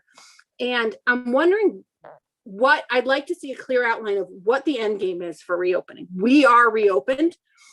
So the fact that we're still meeting weekly, what are the objectives? How long will this go on for? Are you discussing things for the fall? Are we starting to look at, how things will look at the fall? Like, what is going on? Why are we still meeting, I guess? So if we can put this on our next agenda, just to have kind of a clear update of what's kind of happened since February to now. We know we've reopened, but like we are reopened in April and then you're still meeting weekly. What are the topics? What's going on? What's the feedback? And what's the end game for this committee? And then how are we planning for the fall? Our hope is that everybody will be back, full in the way we are right now, but we will still have a population of students needs who have to be met remotely. And while we're waiting for DESE to give us clear guidance on that, and they most certainly are not helping us because clear guidance does not seem to be their game this year. I think that we're getting to the point where we have to start making a plan that if guidance comes out contradictory to that, we can pivot, but I think we have to start making a plan for those students and what that means. So absolutely, Sarah, and I apologize, that probably should have been on my radar to do a much more regular update on that. Just so you know, we're not still meeting weekly at this point. So it's every other week, maybe every third week. So, and then, if necessary, there's probably been, obviously closer to February, we were meeting weekly, but at this point, like we didn't meet today. So I can definitely give an update on that next week, and apologize for not having done so. I think, sort of as things arose, it was really just a vetting piece, and most of the stuff that was talked about in there was brought to this meeting when it was within school committee purview. And if it was operational, then it went off to the principals and they carried it out. And much of the stuff is, guidance from on graduation and prom and all of that. And that obviously we did regular updates as well. So, that's why it didn't really occur to me, because, much of the stuff that was talked about in there is regularly brought to our meetings. But absolutely, I think we're supposed to meet next Thursday. So I can absolutely bring an update to our final meeting of the year. All right, any other new business? Okay, I don't have any correspondence, so that brings us to our second round of public comment. If anyone would want to make public comment, please raise their hand. Anne, I see your hand is literally up. Can you just state your full name and your address for the record as well? Hi, I'm Ann Simcoe, and my address is 77 Garfield Street. Sorry, my computer, I have been on Zoom classes this whole year, but I've still yet to figure out how exactly to raise my hand on Zoom. Anyways, I digress. Basically, my public comment today is going to be about sustainability, since that was one of the topics during this meeting. So next year, I'm going to be one of the leaders of NGSS, along with one of your other favorite Marblehead High School students, Alexis Earp. And basically, I noticed that you guys were saying that you might have trouble funding cafeteria trays that could perhaps be compostable. And so my idea was perhaps for MGSS, we could help you guys out with the funds. I think that plenty of high school students would be willing to participate in a fundraiser that would fundraise for compostable cafeteria trays. Also, another thing I noticed you guys were saying was that this year we're not having the styrofoam lunch trays, but we're having something worse, which is non-reusable plastic bags, like new ones every day. I sit at the compost table during lunch at the high school, and it's just worse. And also, everything is individually packaged, which creates a lot of waste.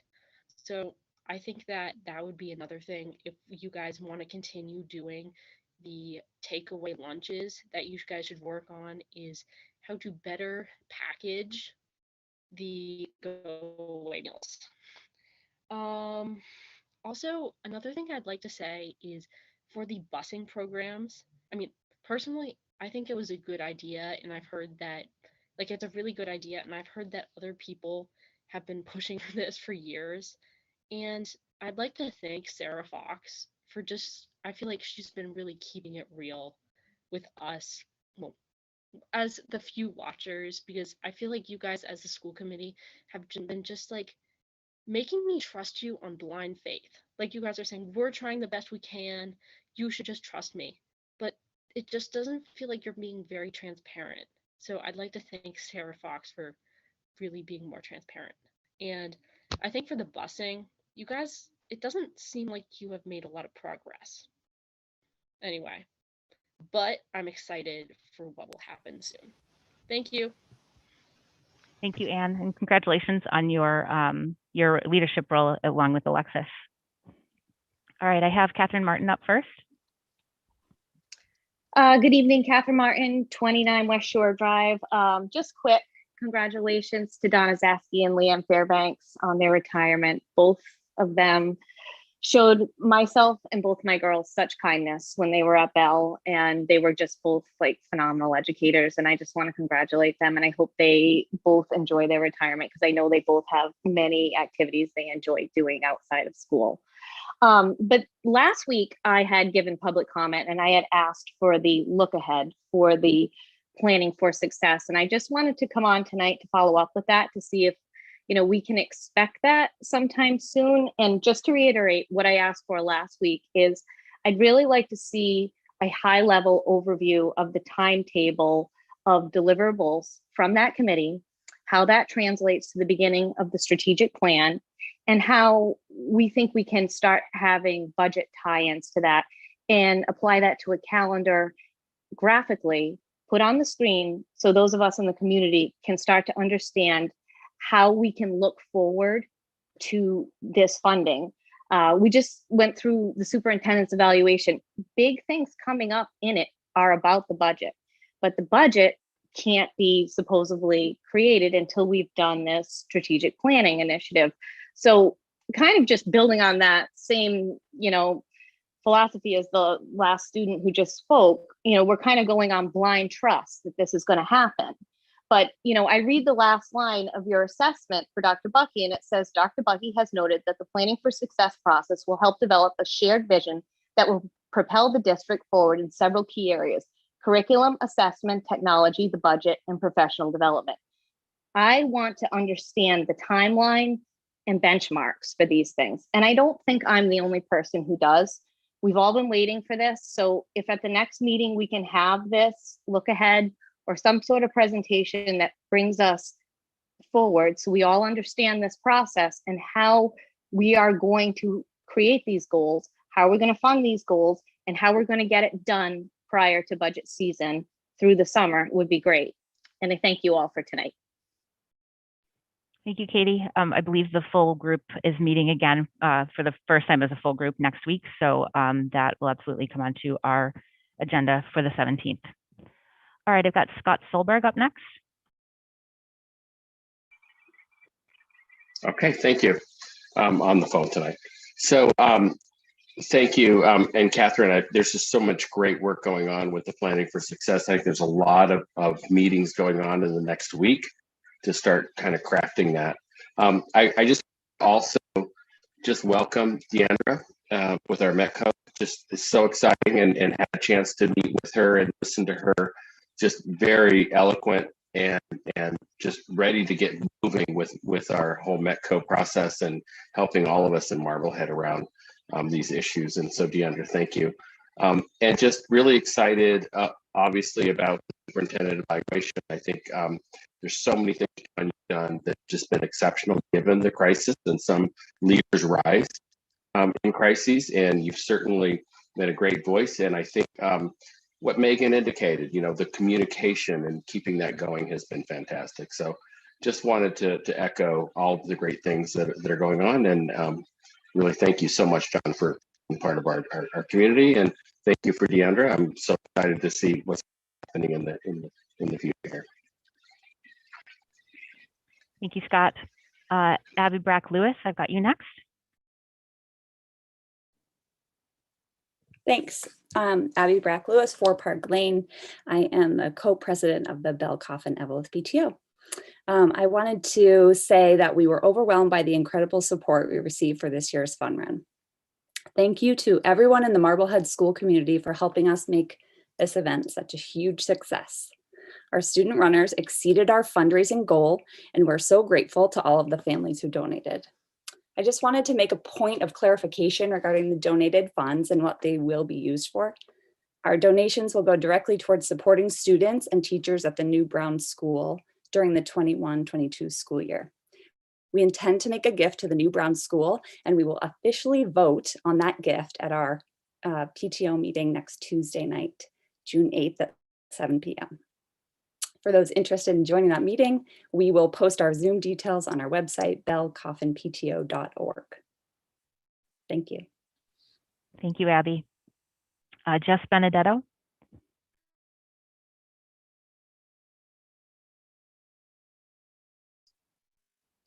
Yes, hi.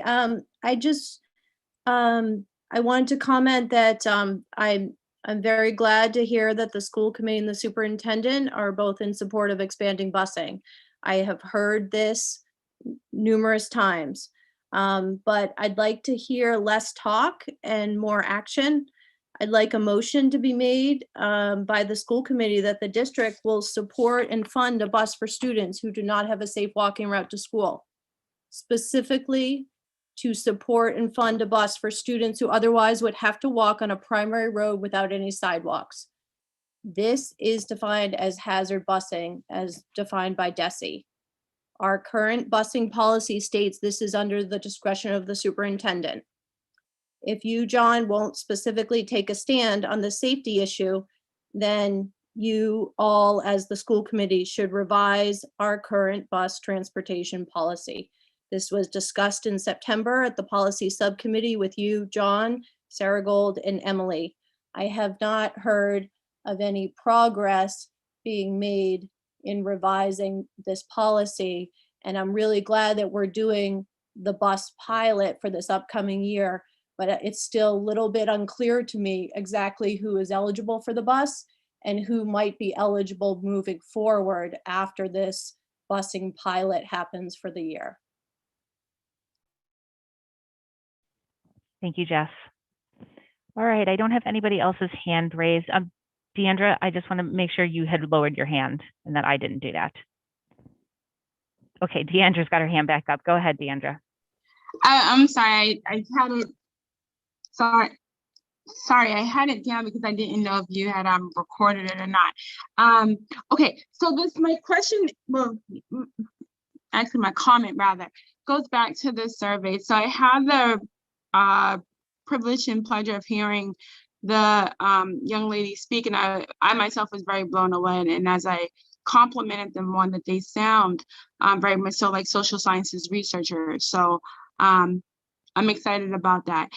One of the things that I was just thinking about in general, just about surveying, it is true that when surveys are anonymous, for the most part, you are guaranteed to have a higher response rate, because oftentimes, yeah, I'm sorry you hear my daughter in the background because you know that I'm up. I'm sorry. So generally, like, like when they are anonymous, right? Like you're more likely to have a higher response rate just because they don't necessarily feel that like their responses are in a sense targeting them, right? So I mean, I think it's a worthwhile to definitely consider that moving forward when surveying students. I think that that's big. If their names are going to be recorded, then we make that clear in the intro, like the purpose for the survey, so they understand like why, so that we can reach out to if you would like support and so forth, and understand that it's like safe and confidential. Like those little things make a big difference. But then the other thing I want to say too is that like even if it is anonymous, one thing I didn't necessarily hear from the students, I didn't hear were stated today either, was the demographics. I think it's really important to think about collecting demographics when doing these surveys, because that allows us to really think about like how can we make sure that we're creating some spaces and opportunities for students, and who are our most vulnerable populations of students who are more likely not to engage, right? So I think that that's very big. And then just think about data in general with our survey collection, then that's how you can compare it to some of the academic data or whatever data is that we're looking at in the schools to determine how do we improve quality instruction. So that's just kind of my tidbit, and I'm excited about that. I'm kind of a nerd anyway, but yeah, so. Thank you, Deandra. Those are all great suggestions. And we really like nerds around here. So you're in good company. Can I just add something to that? Because Deandra, that's a really good point, and I'm glad you brought it up, because I think adding the demographics is important, but then also linking it back to the other data that we have. Because if I think about that IEP improvement project that we're doing, we are looking at some of the academic achievement markers, and that is broken down by demographics. So it would be quite interesting to kind of compare the mental health survey results that we have to then those academic achievement results that we have. So I think we just have to do a better job. We're doing great work, but then also bringing those pieces of work together, right? Because that will be quite telling, I think. Great. Thanks, Megan. All right. I don't have any more hands raised, so I will adjourn us.